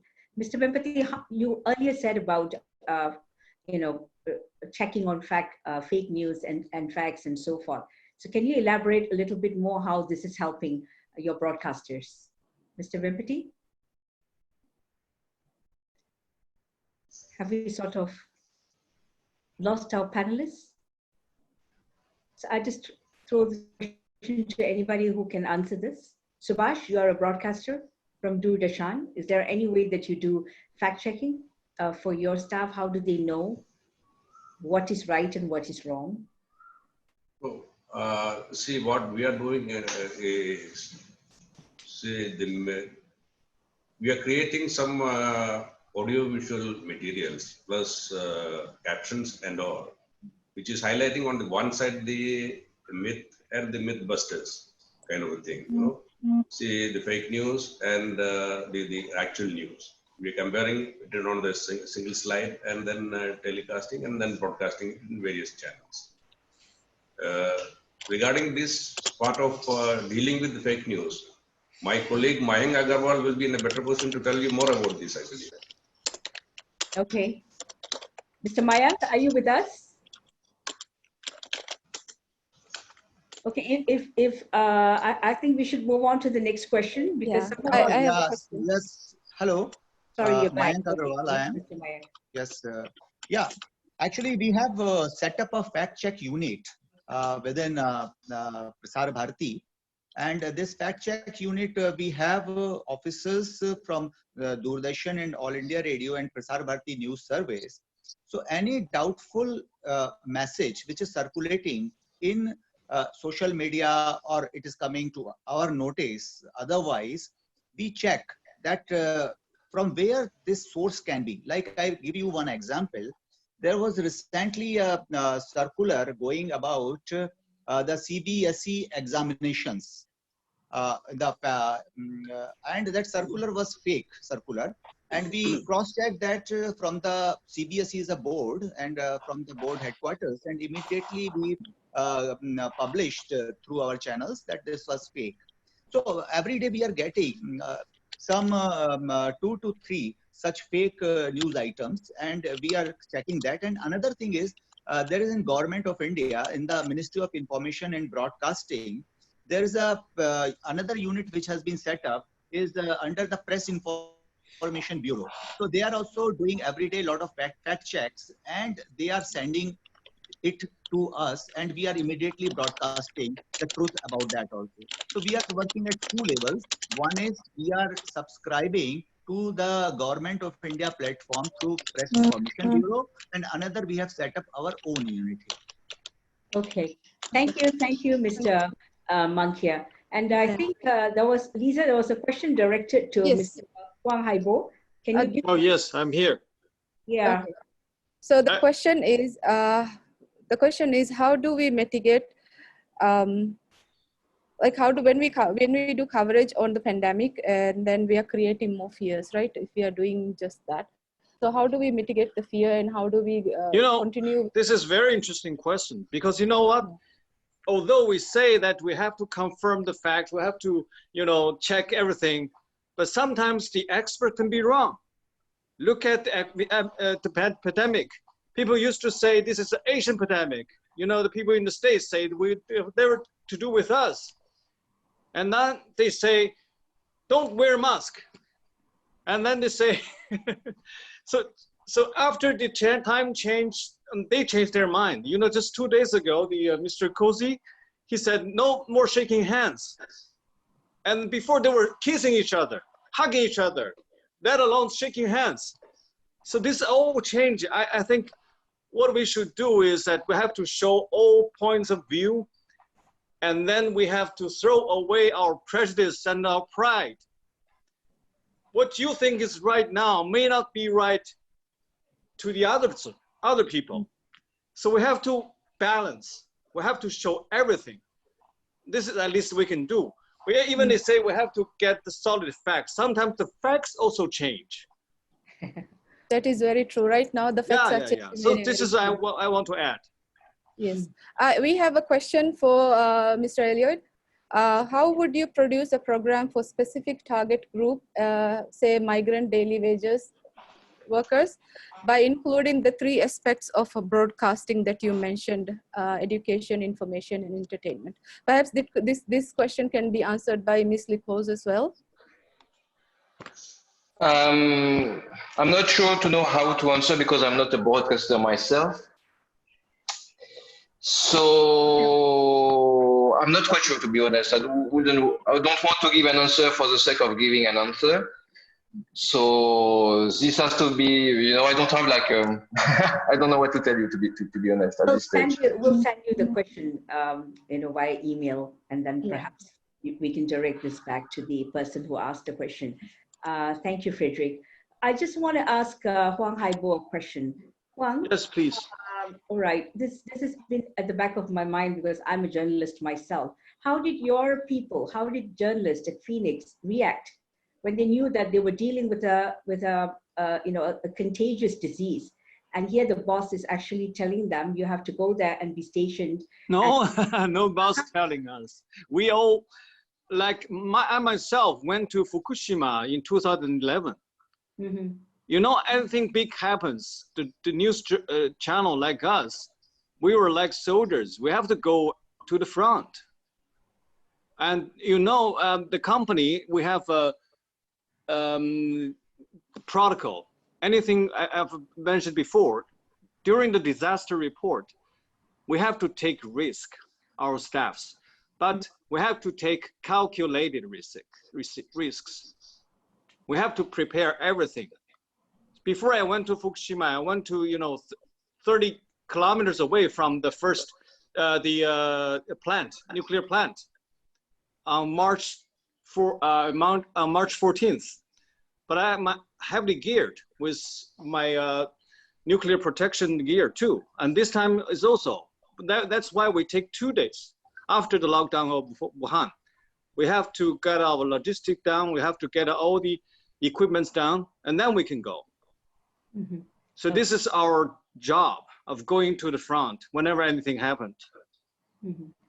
All right, I think that's a brilliant answer. All journalists have to be making sacrifices, and we are the frontliners, besides the doctors and a whole lot of medical people and other people who are working. I think that's a question for Dr. Kim Young-il from one of our panelists. Can the participant ask the question directly? You just have to unmute your microphone. Okay. So if that's not possible, then WHO has come back. Yeah, hello? Yeah, WHO has, doctor has come back to our room. Okay, doctor, I think, I can't see the good doctor, but doctor, the question that was asked earlier about WHO is there a way, I think you mentioned sometime back in your talk that there is a mechanism for people to fact check with WHO. Can you just say that again? Elaborate a little bit? Sure, absolutely. And I think your role is so critical. And we do this in a number of ways. First, we have our website where we have myth-busting compilations of things that are untrue. And we make sure that those are posted as they appear in the media. Secondly, we have press conferences that people and journalists from all over the world, including some of you, are joining. They have changed from being daily to now every second day. And during those press conferences, the Director General and other experts are there to answer the questions. So these are the two ways that you can verify the information very, very quickly within, you know, a news cycle. But perhaps you have some sub-questions if this is not. Yeah. Okay, I think this is questions that journalists are actually asking. They want to know how to beat fake news. I think there's a lot of fact-checking devices. UNESCO has talked about it. And whatever is put up on WHO website, I think you're giving regular updates to all journalists, to everybody. So there's a lot of accessibility there. But Doctor, let me ask you a question. You know, we're still dealing with the unknown devil, and that doesn't seem to go away. We're talking about the virus itself. Sure. Still the idea of social distancing, not going for groceries, not going out. A lot of people are still taking it lightly. I was told that in Nepal, people are practicing for going out. And in Malaysia, sometimes, you know, we're trying to do the movement control order, but people are still going out. And what is the actual danger when, perhaps just for the benefit of journalists and for those who don't know already, why are we imposing such regulations? Doctor? Thank you. Thank you. This is a very good question because it's not our intention to stop societies from working, from functioning. We want to prevent unnecessary deaths. We want to save the vulnerable. When explaining to people and persuading them to stay home, so people are different. People have different ages and different, background in terms of their conditions and chronic illnesses, but they can do it for two reasons. First, they can do it for themselves, and then they can do it for others. And this is very important because, of course, someone can be very young and they may not, develop very serious condition, but they may develop some forms of a disease that may be sometimes, asymptomatic. And there is growing evidence, and they may give this virus to someone else who might be older, who might be with diabetes, who might be more vulnerable than them. So when we persuade them to take this seriously for these two reasons, to protect themselves and protect others. I think the campaigns around the world that were initiated by doctors and nurses and saying, I go out so that you can stay home. You stay in for me and I go for you. Okay, the big question in everyone's mind, though we are not God, I can't ask you that, but still people are asking this question, when do we expect this thing to just sizzle off? With SARS, it was so easy. It was with the SARS epidemic, it was very easy because we knew that after winter it goes off, and the same was said of COVID. And now it's April, right? We are going into summer already for many places, and Malaysia and other countries, tropical countries, are so hot, but yet we see this virus thriving. So what is the lifespan of COVID? Sure. Let me just reach to the shelf to get my crystal ball. No, I don't have one of those. But you say that this is a new virus and it's something that we are learning. Yes, we are learning. Today, this event that you're organizing is exactly at the mark of 100 days. So what we can say is that we know much more than we knew 100 days ago. And we know much more than we knew 20 days ago. How long this will be with us is already definitely longer than the SARS-1. We know that the SARS-2 is different from SARS-1. From what we know right now, it doesn't appear that it will disappear overnight.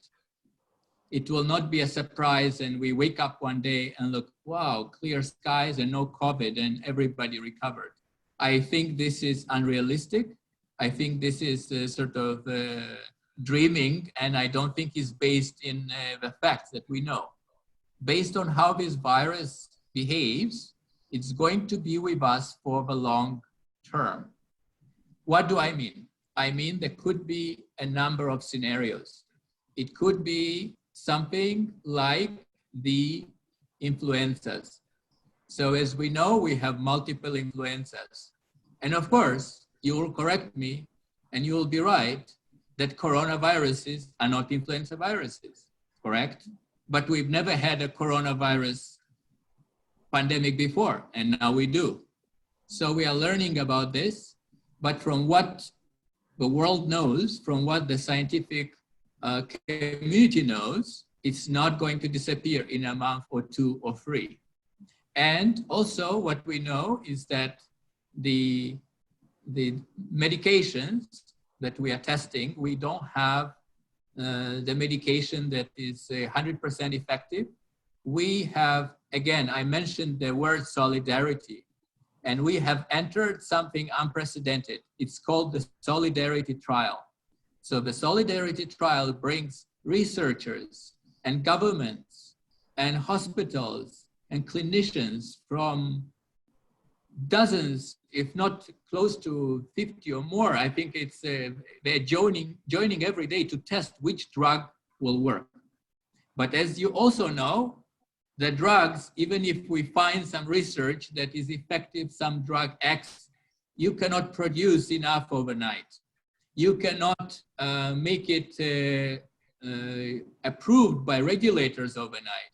So we are looking at several months or more without therapeutics that work.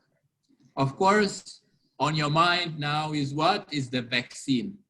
The vaccines have changed the course of public health for the last 70 years. And actually, we are working on a vaccine. And when I say we, it's not WHO, it's everybody, WHO and researchers and governments. And we are in a race. But with the vaccines, we have to do a lot of things simultaneously, because we need to ramp up the production before we know which vaccine will work. And this is lots of billions of dollars. And the speed in which we develop a vaccine and we put it where it's needed, the speed will depend on our ability as societies, as governments, to come together, to collaborate, to forget about the profits, to forget about competition, to really be ethical in how we develop it, how we ramp up production, so that we put it in the places where it's needed and not in the places where it can be afforded. And we can eliminate the profiteering and other motives. And let's see, this is a test of humanity. Over. It's a great test for humanity, you know, and you just said that we are celebrating 100 days of COVID. And AIBD apparently unknowingly is celebrating this big event, which doesn't seem to want to go away, because you just said this whole thing can go on for 2 months, 3 months, and no one can put a nail to that. But what does that mean? You know, for now, we are all social distancing, we are staying home, we are in a lockdown situation. Are we saying that this is, since there's no vaccine in the very near future, is this what we are going to head for? Doctor? Well, I think I want, as I mentioned, what you can do, the 3 things. You can promote the messages, you can check on the governments and leaders of what they're doing, and third, you can bring positive stories. And the positive story out of this is that we do know what to do. We do have very simple things we can do. We can wash our hands. This virus is not invincible. It doesn't jump, and it doesn't transmit through 3G, as someone mentioned, through other things. It transmits from human to human.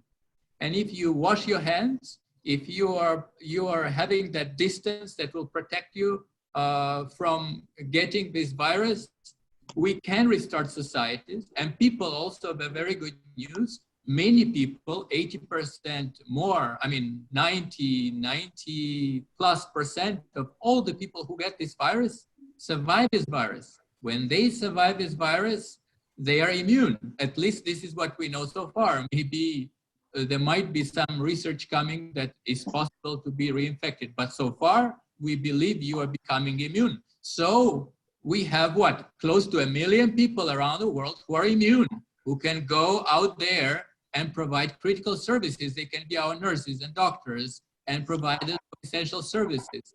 And we also have good models of Singapore and Portugal and Japan and other countries, to just name a few, that seem to be able to control this, this pandemic in their countries. The action has to be at the community level, at the village level, at the country level, at the district level. We cannot apply universal global things because, as you saw, this pandemic didn't move all at the same time. There were no cases in Africa for some time. Yes, some people say, oh, maybe they didn't have a test. That is partially true, but it's not completely true because in some places they had excellent laboratories. Africa is more prepared than some people think. Yes, they have other vulnerabilities, but they also went through the Ebola. They went through other epidemics. So we should not underestimate their level of resilience and readiness. So I think, to put a positive spin to this, we went through not similar, but through many difficult challenges in, if not in our lifetime, but in our parents' lifetime, and we came out of it stronger. Yes, thank you, Doctor. That's a very positive note. And I think, like you said, human beings, being wonderful creatures that we are, might just develop some immunity on our own. And already so many frontliners are working, thank God for that, without being affected. And even as we speak, we just hope the situation will get better. But the news here for a lot of broadcasters, Huang Haibo's Phoenix TV, India, a lot of countries that are listening to us right now, is to actually look at providing content, which is good content that keeps people going, adds a bit of positivity. And I think those are the things that we need to look at. When we look at the news, it's always data about how many people have died. But I think a lot of good stories have also sprung up from this. I like India's example. Yeah, Leeza? On that note, I want to add a question. This is from an anonymous attendee. He wants to know about the available tools and technologies for program producers, as you mentioned, to create content during this time, because they cannot go into studios. I think Dr. Amal, can you take this question? The available tools and technologies that program producers can use right now within their homes. Sure. Thank you, Leeza. So the last few days have been quite busy, me as a technologist, because I have been attending a number of webinars from various technology providers, and because they are also locked down like all of us. And now they are thinking how they could function into coming months and maybe years. Because as most of you would remember, and I think I will remind, because I remember Ms. Philomena, the director, mentioned that one of the papers that I have written can be carried on later on the Broadcaster Special Edition magazine. I said, we have been talking in the recent past, a lot about working from home, remote working. Mm-hmm. So this situation actually has forced us to do that. So it brought a number of challenges immediately because we were not ready at home. You could see my room is not prepared to do that because we used to go to another place and we used to do things. And also there was no connection, and there was no, maybe sometimes we used to, especially when we work in the media, we used to do work with multiple displays, which we don't have at home. So we have been talking a lot about these things. So there are a number of concepts in general, which comes under remote working, but especially for the broadcasters, we have a concept like remote production. So we can do production remotely, and also we can do certain editing remotely. So those are the things that we do test these days. And also, so let's say, just take the public service broadcaster, Doordarshan itself. So they may have large reservoir of content in their facility. So if the organization can provide, let's say, some sort of a connection between that facility and a person, the person log from home and then work from there, logging onto the system, because like what we do now, we are just doing only a communication where both videos going up and down. So what we do in editing is, while I'm working from here, some content sitting in another server can be sort of accessed and then edit, and then it will not go out because there are otherwise some security issues, and then that's a property of the organization, but that need not to flow out of the organization. So those number of those concepts are coming up. And also I highlighted, especially in the European region, the EBU, which is the collective of all the public service broadcasters, they are talking about what's called the remote journalism. So this is again not a new concept, because this has evolved over the time with the rapid change of technology, because we have for broadcast stations what we call the regional reporters. So in the past, we used to take a vehicle with a number of people with the cameras, and one to do the recording, one to write. But nowadays we don't have, because there is one person reporting everything. He or she writes the script. She or he does the capture, the editing, and then upload from there. So it's already to a certain extent has been happening. Now it's get more sort of more formalized, so that we do not rely too much on the physical movement. Not that we are not going to completely go away, but we don't have to do that all the time. So that way we can take precautions, because I like to highlight this fact, coming back to my presentation earlier, when we were communicating through the media here, what we were telling all the time was to how to behave, because that's very important. And then we said very clearly how it spreads. So I connect with what Dr. Levin mentioned about, like the behavior. So it's not only protecting myself, because I may be more immune, but if I get infected, not showing any symptoms, but pass on to an elderly person around 70s, okay, that person is more vulnerable. So we don't want to put anyone in danger. So I like to share this concept. Also, I like to share this also to another concept. Our Prime Minister has been telling all the time, which I also mentioned in that paper, what's called the bubble. Bubble is a space. Now, I have a bubble. So in this house, my family, we are living in a bubble. So we are not wearing any mask. We do our normal movements, but we don't even we won't even give our neighbor some of our fruits to our neighbor, but we confine to our bubble.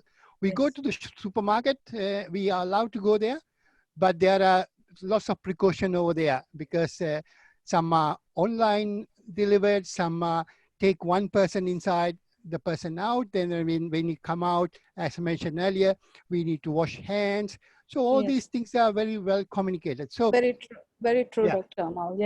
Just to wrap up that, so that bubble could extend to this production as well. So the 1 or 2 persons can do the production in this concept. So you could see we are changing with the challenges that were forced by this COVID-19. Yes. Thank you. Thank you. Thank you. Like there is a paradigm shift happening all over, like across all multiple disciplines, like media is one of them. Regarding the content, I want to, there is a question from Macau, China, from Joe Francisco Pinto. He wants to talk about content. Perhaps the Indian broadcasters panelists would be most apt at answering the question here. The question is, he has observed that public broadcasters have much higher rating right now with news bulletins and everything, but However, the audience desert the broadcasters when they switch to educational program which deal with the issue related to COVID prevention. It seems that the audience want to be informed but may not be willing to learn more about the pandemic. How can we as broadcasters turn this tide? So Mr. Subhash or Surya Prakash or maybe Mr. Mayank can answer this.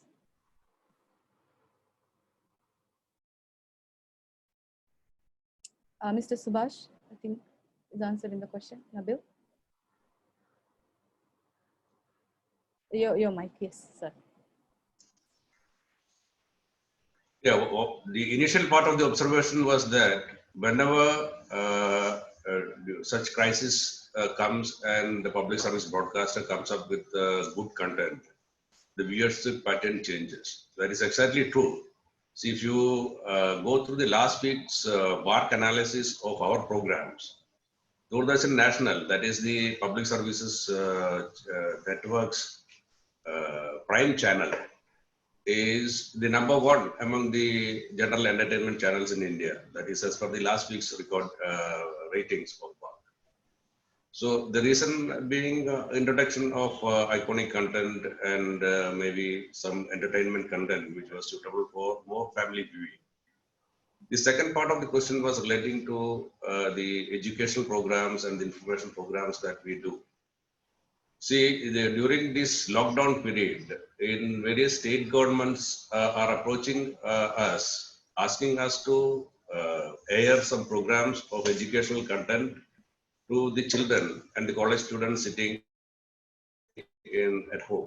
In many parts of India, our regional language channels have come up. For example, in many parts like Punjab, like Hyderabad, like Telangana, so many parts, different parts of India, various state governments have approached us with the request to air this content for the children sitting at home. That as a public service broadcaster, we are doing that also. Okay, thank you. Thank you, Mr. Subhash. I think that we are coming to pretty much the, can you hear me? Yes. Yes, okay. Yes, so yeah, all right. I think that pretty much we are coming to the end of this session. We've discussed quite a lot. But on the angle of AIBD, what I would like to say, and I think my colleague, Mr. Madhu, is here as well, we would like to say that one of the things that media has left out is the production of health programs. You know, we've been so focused on economic, on political news, that we really forget that programs on health are so vital. And the COVID-19 has actually taught us this very good lesson. So my appeal to all broadcasters, to journalists, is to sort of, we have specialist journalists for political news or for crime stories, which are all getting a lot of limelight. But when it comes to health, many journalists were taken unawares because they did not have enough data, they did not have enough experts to run to, and that gave rise to a whole lot of fake news. So I think one of the lessons that we should take away from this, especially media organizations, is the inclusion of health programs. Health journalists need to be nurtured. And this is where AIBD can play a vital role, hopefully with WHO and UNESCO as well, which focuses a lot on safety and so forth. So I'm really hoping that this would be the final outcome as a director of international media body. This should be something that we should look at globally. Doctor, I'm sure you'll agree with me, because health programs are just dwindling, right? So if there are no questions, I would like to conclude this session. And if anyone has a question, you can put up your hand or you can speak, switch on your microphone and say a few words. But otherwise, I think this has been a wonderful session. And I would like to thank all the panelists who came on board today for staying for almost 2.5 hours. For content makers, I think your job is not done. You have to come up with more creative content to make people stress-free. And for doctors who shared on psychosocial aspects, I think your room would be full of patients, but unfortunately, social distancing, so your business has to wait. So what I would like to say is thank you to all of you. Thank you to President Mr. Rajeev Singh. Thank you to Dr. Q Kanharit for bearing with us for so long. And thank you to all panelists and also my team at AIBD. Thank you very much and namaste. Thank you. Thank you, ma'am. Namaste. Thank you. Thank you all. Only one thing I would like to add before Ms. Philomena officially ends the session, that there are some questions which needs a longer time. So I think that they can email us at covidresponse@aibd.org.my, and we will try to answer all of them. We will give them to our panelists, and then we will send the email back to you. Okay, just one thing before we close. Our colleagues at ITU have been saying that there's a lot of cyber safety issues that journalists and the general public have to look into. Because when you look at the kind of traffic the internet is facing right now, a lot of congestion, because everybody is at home, everybody is YouTubing, Facebooking, but so are our children. So cybersecurity, cyber safety is very important at this point in time. So this is available for you on AIBD website. So please feel free to log on to our website and help keep our children safe as well online. Thank you.